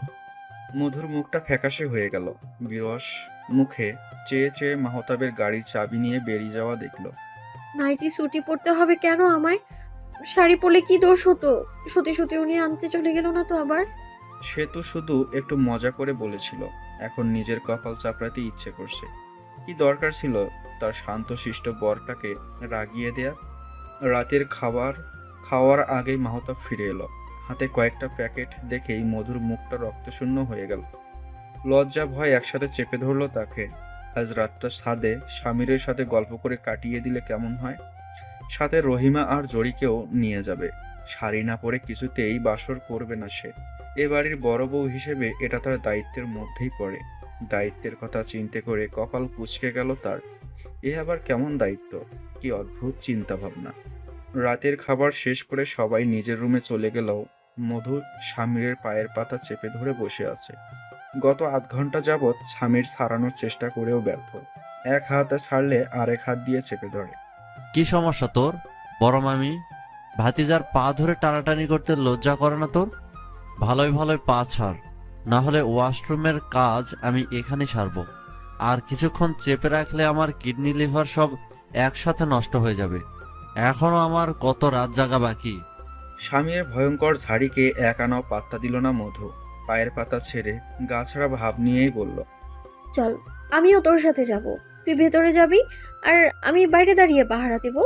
বলা তো যায় না, দেখা গেল আবার বাথরুমের জানালা দিয়ে পালিয়ে গেলি। আমাকে কি তোর মশা মনে হয়? এত বড় দেহ ওইটুকু জানালা দিয়ে কিভাবে বেরোবো? আর তিনতলার বাথরুমের জানালা দিয়ে লাফিয়ে আমি নিজের জীবনই বা দিব কেন? আশ্চর্য, সমস্যাটা কোথায় বলবি আমাকে? তোর জীবননাশক ব্যবহার আমাকে আতঙ্কিত করছে। স্বামীরের ভীতু ভীতু চোখ ও মধুর মন গলাতে পারল না। আজকে রাতে রুমে যাওয়াটা কখনোই সঠিক সিদ্ধান্ত হতে পারে না। মাহতাব নিশ্চয় তাকে লজ্জায় ফেলবে। তার লজ্জায় পড়তে একদমই ভালো লাগে না। লজ্জা পেলে তাকে খুব বিশ্রী দেখায়। এটা অবশ্যই তার নিজস্ব মতামত। কি হচ্ছে এখানে? মাহতাবের গম্ভীর গলা শুনে মধু স্বামীরের শার্টের কোনা ছেড়ে দিল। ছাড়া পেতেই স্বামীর আর এক মুহূর্ত দেরি করলো না। এক ছুটে গিয়ে লিভিং রুমের পাশের বাথরুমে ঢুকলো। মাহতাব অবাক চোখে তাকিয়ে নিজের ভ্রু কুঁচকে ফেলল। আমাদের রুমে ওয়াশরুম আছে মধু, তুমি সেখানে তো যেতে পারতা। এভাবে ওর সাথে মারামারি করছিলে কেন? মধু অসহায় মুখ করে দাঁড়িয়ে রইল। মাহতাবের কথায় উত্তর দিতে তার ইচ্ছে করছে না। সব সময় তাকে লজ্জায় ফেলে। মাহতাব কিছু একটা ভেবে নিঃশব্দে হাসলো। মধুর কাছাকাছি দাঁড়িয়ে ফিস ফিস করে বলল, রুমে আসো, তোমার জন্য স্পেশাল গিফট এনেছি। মধুর উত্তরের অপেক্ষা না করেই তার হাত ধরে রুমের দিকে পা বাড়ালো মাহতাব। রুমে এসেই একটা প্যাকেট মধুর হাতে ধরিয়ে দিয়ে গম্ভীর গলায় বলল, চেঞ্জ করে আসো, আমি ওয়েট করছি। মধু চুপচাপ চলে গেল। মাহতাবের কথার বাইরে যেতে কখনোই মন সায় দেয় না তার। ওয়াশরুমে গিয়ে প্যাকেট খুলতেই চোখ মুখ উজ্জ্বল হয়ে উঠল মধু। টকটকে লাল শাড়িটির দিকে তাকিয়ে লাজুক হাসল সে। দেরি না করে তাড়াতাড়ি তৈরি হওয়ার মন দিল। স্বামীর আহ্বানে সাড়া দেওয়ার জন্য সে আজ মন ভরে সাজবে। মাহতাবকে শুভ্র পাঞ্জাবিতে আজ অসম্ভব সুন্দর লাগছে। মনে কিছুটা সংশয় নিয়েই দাঁড়িয়ে সে। মধু তাকে সত্যি সত্যি মন থেকে মানতে পারবে কিনা তা নিয়েও সে চিন্তিত। মধুর সাথে তার বয়সের পার্থক্য অনেক। মধু হয়তো এখন তাকে মেনে নিয়েছে, পরবর্তীতে যদি তার মন বদলে যায় তখন কি হবে? মাহতাব মধুকে বিশ্বাস করে, কিন্তু মানুষের মনের ওপর কারোর জোর থাকতে পারে না। যদি কখনো এমন পরিস্থিতি তৈরি হয় তখন সে মেনে নিতে পারবে তো? মাহতাব এসব চিন্তা ঝেড়ে ফেলতে চাইল। নার্ভাসনেস থেকে কি সব আবোল তাবোল ভাবছে সে। মানুষ চেনার ক্ষমতা তার হয়েছে। এসব ভাবা মানেই মধুকে ছোট করা। মধু জানতে পারলে খুব কষ্ট পাবে নিশ্চয়ই। চুরির রিনঝিন শব্দে মাহতাব ভাবনা থেকে বেরিয়ে এলো। পিছনে না ফিরে ধীর গলায় বলল, কাছে এসে আমাকে শক্ত করে জড়িয়ে ধরে তো, কুইক। মধু আবার লজ্জা পেল, কিন্তু এবার আর ভয় পেল না। এত সুন্দর করে সাজার পরে নিশ্চয়ই তাকে বিশ্রী লাগছে না। ধীর পায়ে গিয়ে পিছন থেকেই মাহতাবকে জড়িয়ে ধরল সে। মাহতাব নীরবে হাসল, চোখে মুখে তৃপ্তির হাসি ফুটিয়ে তুলে মন্থর গলায় বলল, হয়নি, আমি তোমাকে শক্ত করে জড়িয়ে ধরতে বলেছিলাম মধু। সামনে এসো, আমি শিখিয়ে দিচ্ছি। মধু সামনে গেল না। মাহতাবের বুকের কাছের পাঞ্জাবি শক্ত করে মুষ্টিবদ্ধ করে তার পিঠে মুখ লুকালো। মাহতাব এবার শব্দ করে হেসে ফেলল। হ্যাঁচকা টানে সামনে এনে কপালে সময় নিয়ে দীর্ঘক্ষণ চুমু খেল। মাশাআল্লাহ, অসম্ভব সুন্দর লাগছে, ঠিক পরীর মতো। মধু এবার লজ্জায় ছিটিয়ে গেল। চোখ জোড়া খিচে বন্ধ করে মাহতাবের বুকে মুখ লুকালো। মধুর শরীরে তীব্র কম্পন মাহতাবকে কিছুটা দিশাহারা করে দিল। শারীরিক উত্তাপ বেড়ে গেল, কপালে ঘামের রেখা দেখা দিল। পৌরষ মনের আনাচে কানাচে অনুভূতির আনাগোনা বেড়ে গেল হাজার গুণ। মধুকে বুকে জড়িয়ে হালকা উঁচু করে রুমে নিয়ে এলো সে। খেই হারিয়ে ফেলল মধু। বুঝতেই পারল না সে মাটি থেকে 3 ইঞ্চি ওপরে তার বরের বুকে লেপ্টে আছে। সারা শরীরের তাপমাত্রা হঠাৎ করেই যেন খুব বেড়ে গিয়েছে। গাল থেকে যেন গরম ভাব বেরোচ্ছে। অনুভূতির দুনিয়া থেকে বাস্তবে ফিরে এলে নিজেকে বিছানায় আবিষ্কার করলো মধু। মাহতাবের দিকে তাকিয়ে কিছুটা ভড়কেও গেল সে। মানুষটাকে এমন উন্মাদের মতো লাগছে কেন? এই কেনর উত্তর সে জানে। মাহতাবের রক্তিম চোখে তাকিয়ে থাকতে পারল না সে। লজ্জায় মুখ ঘুরিয়ে নিল। মাহতাব একটানে গায়ের পাঞ্জাবিটা খুলে ফেলল। কিছুটা আটকে আটকে বলল, আমি কিন্তু খুব রোমান্টিক।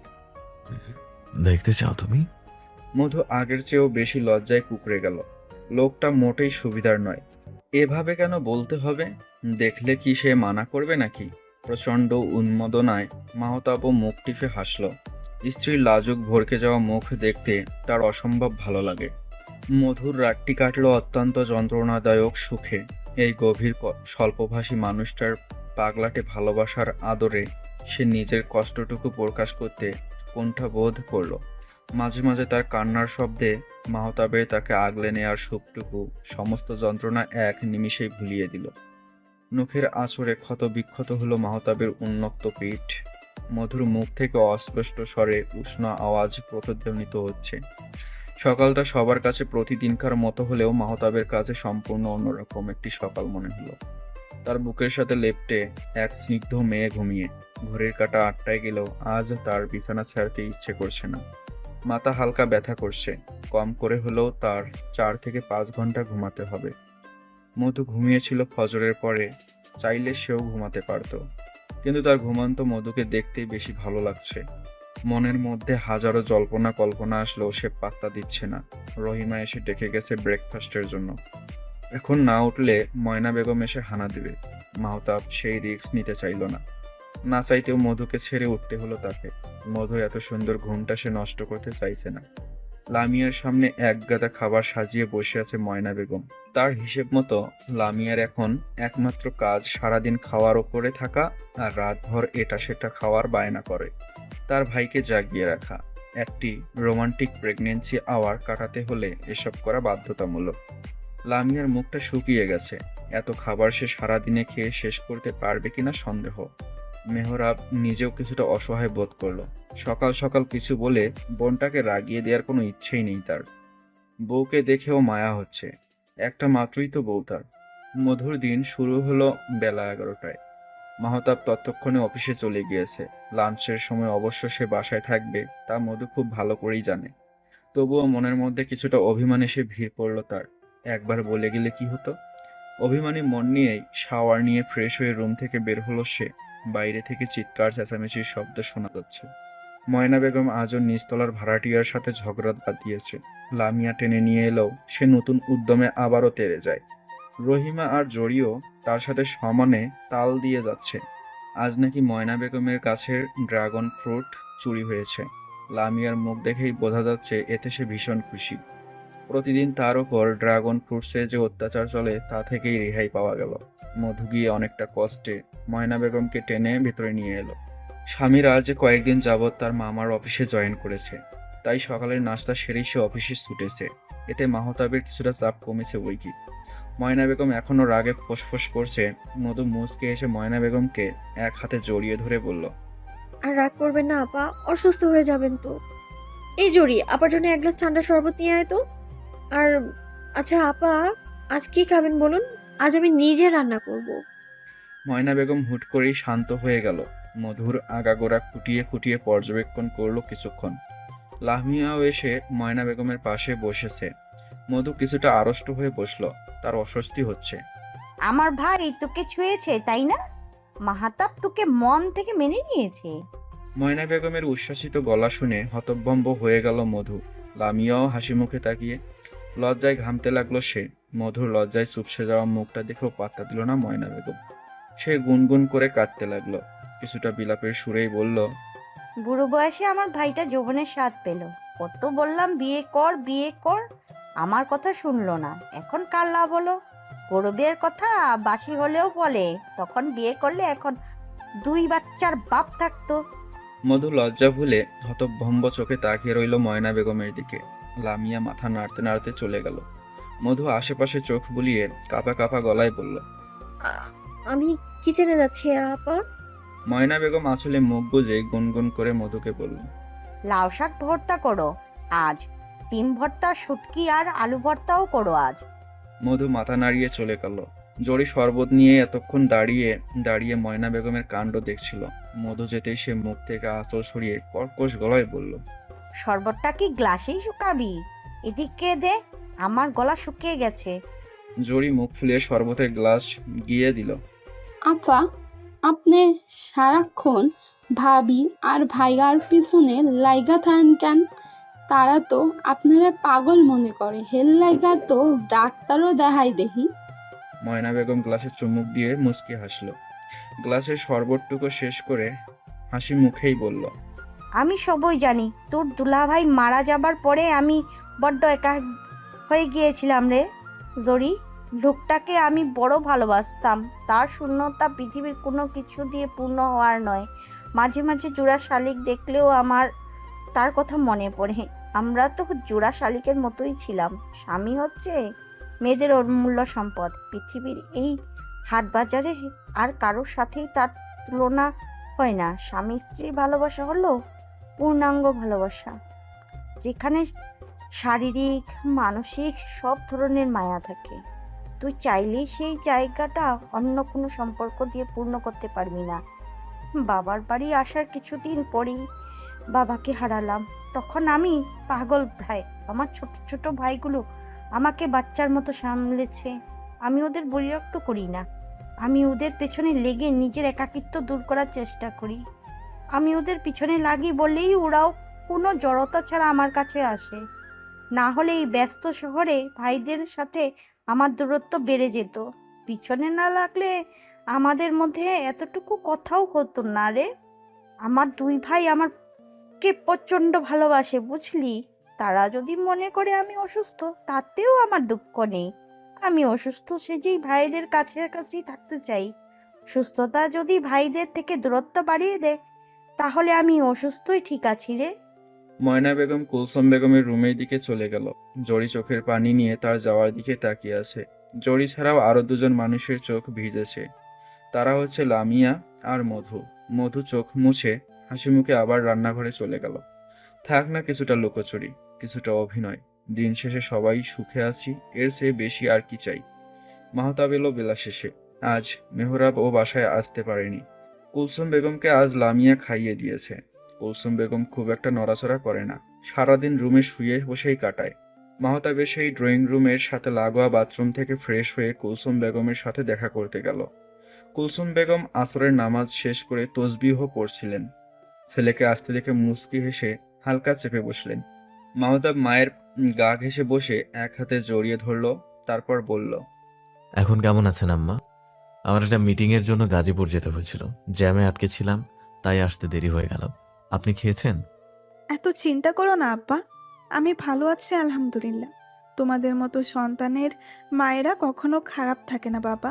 আমি খেয়ে নিয়েছি। আমার ছেলেদের অনুপস্থিতিতে আমার মেয়েরা আমার যত্নের ত্রুটি রাখে না। যাও, গিয়ে খেয়ে নাও। মাহতাব মায়ের কপালে চুমু খেয়ে বেরিয়ে গেল। আজ সারাদিন মধুর সাথে কথা হয়নি। মধু কি রেগে আছে? কপালে ভাঁজ ফেললেই রুমের দিকে এগিয়ে গেল সে।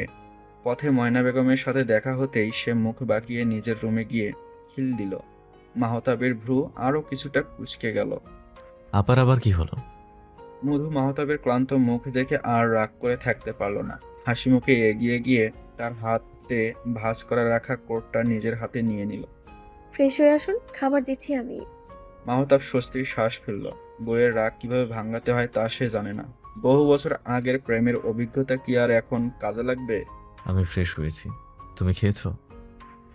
খুব খারাপ কথা, অল্প হলেও খেয়ে নিবে, পরে না হয় আবার আমার সাথে খাবে। মধু হেসে সায় জানালো। মাহতাবকে চেঞ্জ করতে বলে চলে গেল খাবার গরম করতে। রাতে সবাই একসাথে বসেছে। আলোচনার বিষয় হচ্ছে স্বামীর বিয়ে। ময়না বেগম দেরি করতে চায় না, যত তাড়াতাড়ি সম্ভব ছেলের বিয়ে করাবেন তিনি। ময়না বেগমের কথায় সবাই সায় জানালো। স্বামীর নিজেও কোনো অমত করল না। আলোচনা শেষে ঠিক হলো ময়না বেগম নিজেই মেয়ে খুঁজে বের করবে। ভাইদের পছন্দের ওপর তার ভরসা নেই, তাতেও কারোর কোনো আপত্তি নেই। ময়না বেগমের দুই সহচারী রহিমা আর জরি, তারা এলাকা ঘুরে ভালো মেয়েদের খবর জোগাড় করবে। তারপর ময়না বেগম তদন্তে নামবে। রাতে বারান্দায় মাহতাবের কাঁধে মাথা রেখে বসে আছে মধু। মাহতাব মধুকে এক হাতে আগলে রেখে আর এক হাতে খুব মনোযোগ দিয়ে কিছু একটা করছে। কি করছেন? অফিসের কিছু কাজ ছিল, তা শেষ করছি।